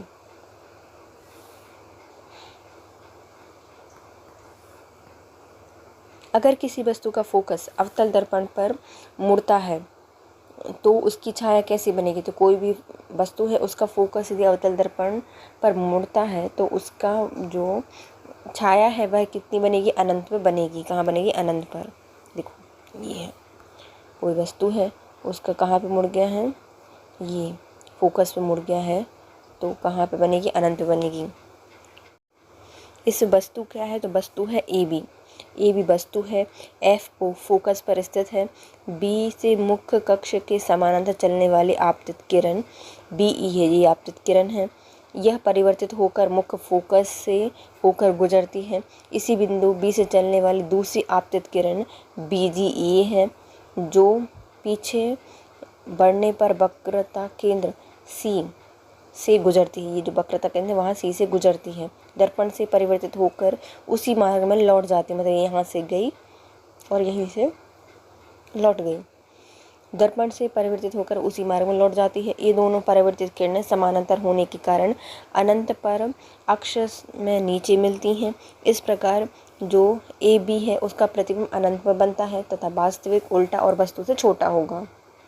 दृश्य वर्णक्रम में सबसे कम तरंगदैर्ध्य वाला रंग कौन सा है? जिसका सबसे कम तरंगदैर्ध्य होता है तो वो है बैंगनी। प्रकाश में 7 रंग होते हैं। सातों को अलग करने पर क्या तरीका है? तो यदि हम सातों को अलग कर रहे हैं तो प्रिज्म से गुजार देंगे तो एक प्रिज्म से रंगों को अलग अलग किया जा सकता है।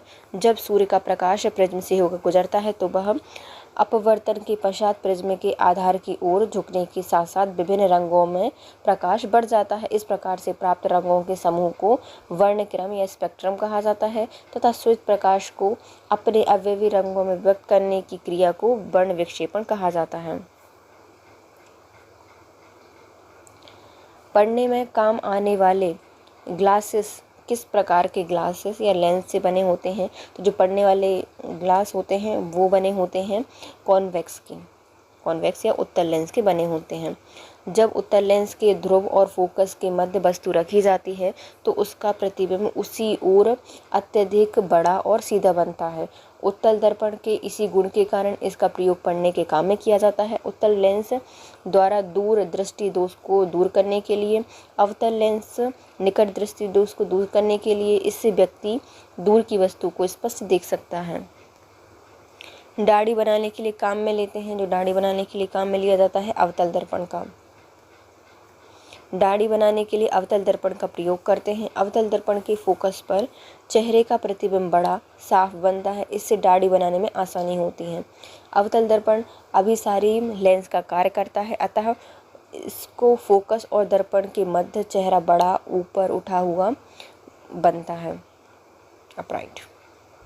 प्रकाश का शून्याकाश में वेग अनुमानित क्या होगा? तो जहाँ पर बिल्कुल भी शून्याकाश है वहाँ पर उसका वेग क्या होगा प्रकाश का? तो ये होगा 3 × 10⁸ मीटर पर सेकेंड। वायु या फिर शून्य आकाश या निर्वात में प्रकाश की चाल सबसे अधिक होती है। भिन्न भिन्न माध्यम में प्रकाश की चाल भिन्न भिन्न होती है। यह माध्यम के अपवर्तनांक पर निर्भर करती है। प्रकाश की चाल विभिन्न माध्यमों में इस प्रकार होगी, जैसे निर्वात में सबसे ज़्यादा होती है तो 3 × 10⁸ मीटर पर सेकेंड होगी। पानी में इसकी चाल 2.25 × 10⁸ मीटर पर सेकेंड होगी। कांच में इसकी होगी 2 × 10⁸ मीटर पर सेकेंड। तार पीन के तेल में होगी 2.04 × 10⁸ मीटर पर सेकेंड और नाइलॉन में होगी 1.96 × 10⁸ मीटर पर सेकेंड होती है। प्रकाश विकिरण की प्रकृति क्या होती है? जो प्रकाश की विकिरण होती है उसकी प्रकृति होती है तो वह एक तरंग और एक कण दोनों की तरह होता है, तो कण और तरंग दोनों के समान होता है। प्रकाश एक प्रकार की ऊर्जा होती है जो कि विद्युत चुंबकीय तरंगों के रूप में संचारित होती है।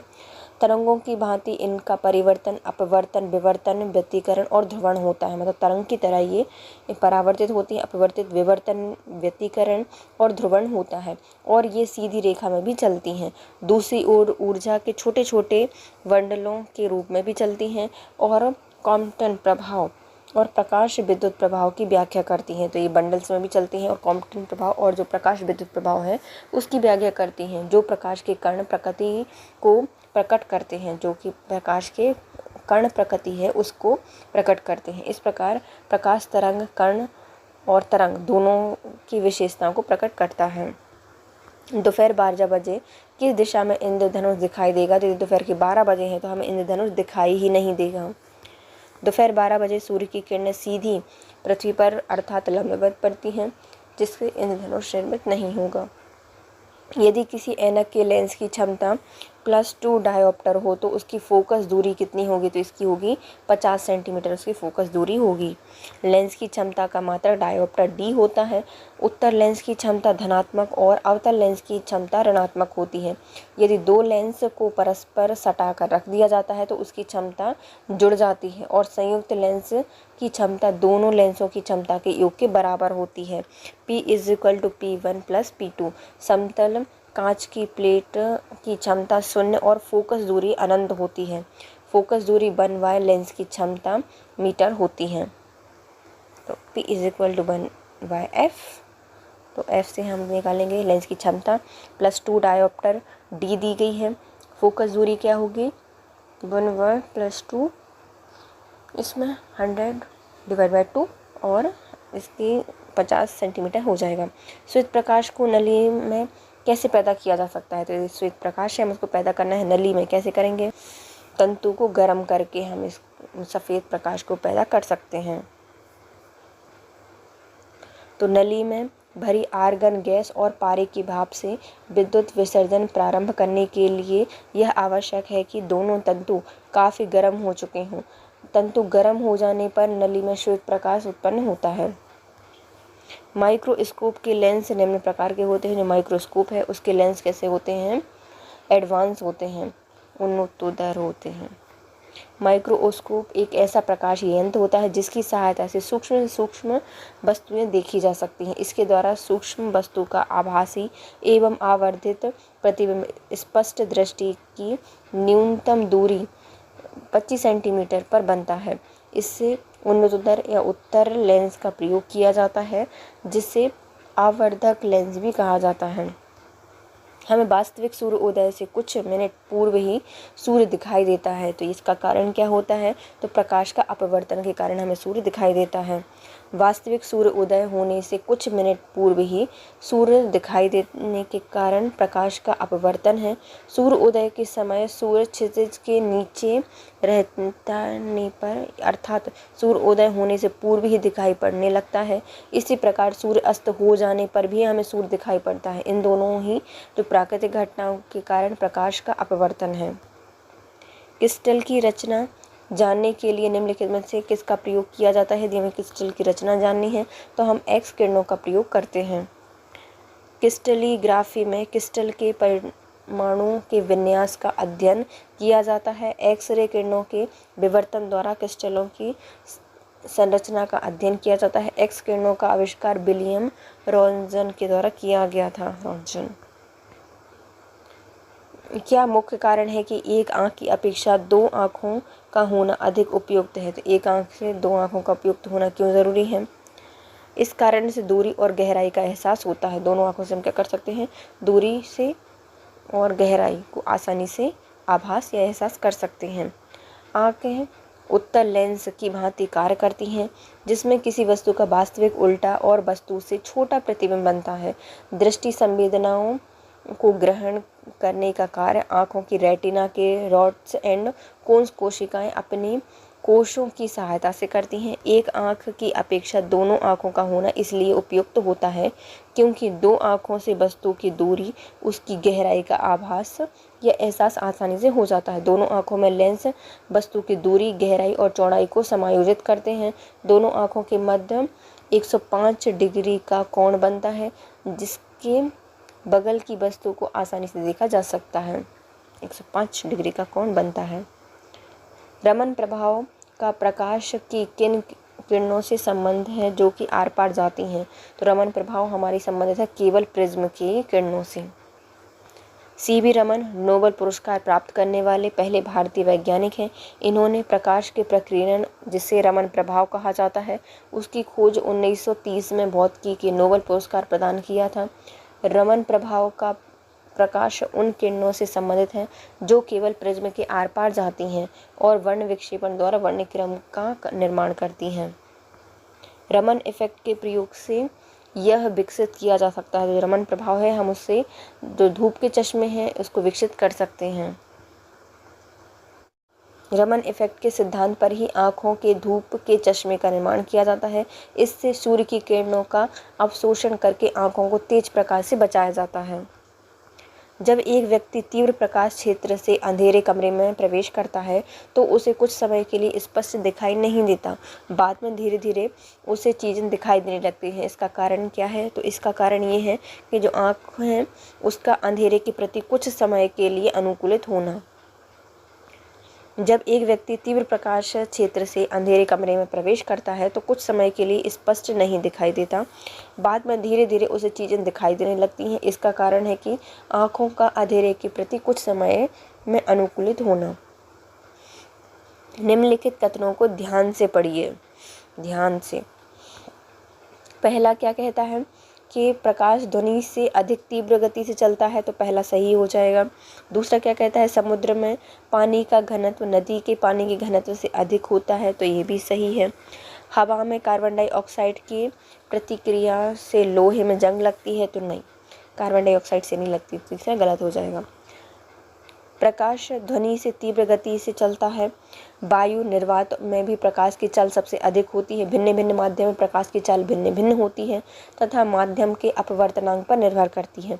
समुद्र के पानी का घनत्व नदी के पानी के घनत्व से अधिक होता है। लोहे में जंग लगना धातु संचरण का अच्छा उदाहरण होता है। नमी, वायु और नमी की उपस्थिति के कारण लोहे में जंग लगती है या लोहे का संचरण होता है। इससे लोहे की सतह पर फेरिक ऑक्साइड Fe2O3 और फेरिक हाइड्रोक्साइड FeOH का होल ट्राइस के होती है। यह भूरे रंग की परत होती है। लोहे में जंग लगना ऑक्सीकरण अभिक्रिया है। अति हानिकारक अल्ट्रावायलेट UV किरणें कौन सी होती हैं? तो सबसे ज़्यादा हानिकारक होती हैं UVC। सूर्य के प्रकाश से मिलने वाली अल्ट्रावायलेट किरणें मुख्यतः 3 प्रकार की होती हैं। एक होती है UVA, जिसमें अधिक तरंगदैर्ध्य की UV किरणें होती हैं। UVB, इसमें मध्यम तरंगदैर्ध्य की UV किरणें होती हैं। और UVC, यह अत्यंत ही सूक्ष्म वायलेट अल्ट्रावायलेट किरणें होती हैं जो कि अत्यंत ही घातक होती हैं। UVA और UVAB से अधिक हानिकारक होती हैं UVC। प्रकाश का वेग अधिकतम कहाँ होता है? तो निर्वात में। प्रकाश का वेग वस्तु और पदार्थ के अपवर्तनांक पर निर्भर करता है। जिस वस्तु या पदार्थ का अपवर्तनांक ज़्यादा होगा उसमें प्रकाश की गति न्यूनतम होती है। हीरा, पानी, निर्वात और हाइड्रोजन में से निर्वात का अपवर्तनांक सबसे कम है। तो हीरा, पानी, निर्वात और हाइड्रोजन में सबसे ज़्यादा निर्वात जो अपवर्तनांक है कम किसका है? निर्वात का कम है।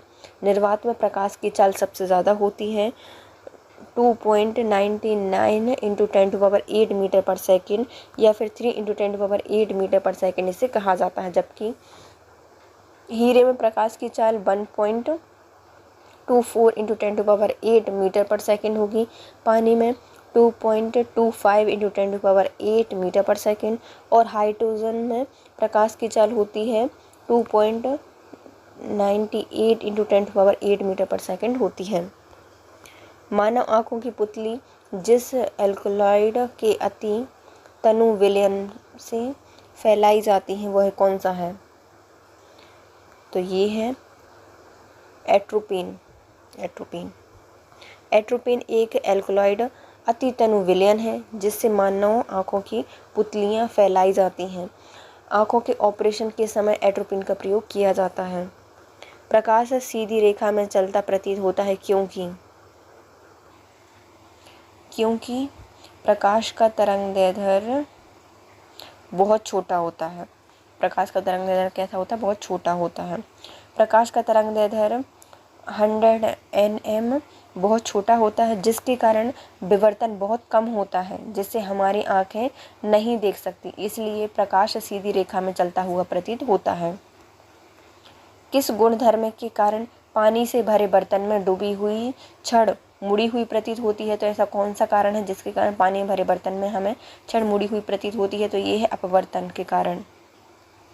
जब प्रकाश की किरणें सघन माध्यम से विरल माध्यम में प्रवेश करती हैं तो अपने अभिलंब से दूर हट जाती हैं, जबकि जब विरल माध्यम से सघन माध्यम में प्रवेश करती हैं तो अभिलंब की ओर झुक जाती हैं।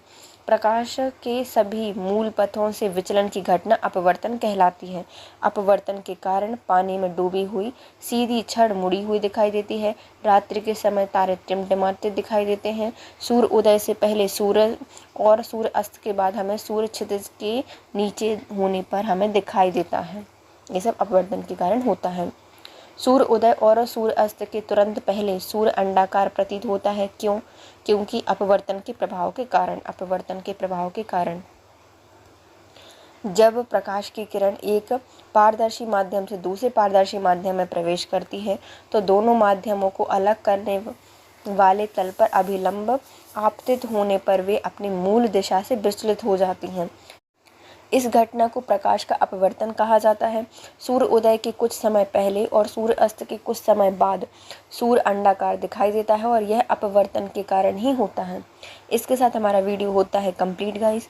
If you like my video please share, subscribe and comment. Thank you so much guys. Have a nice day.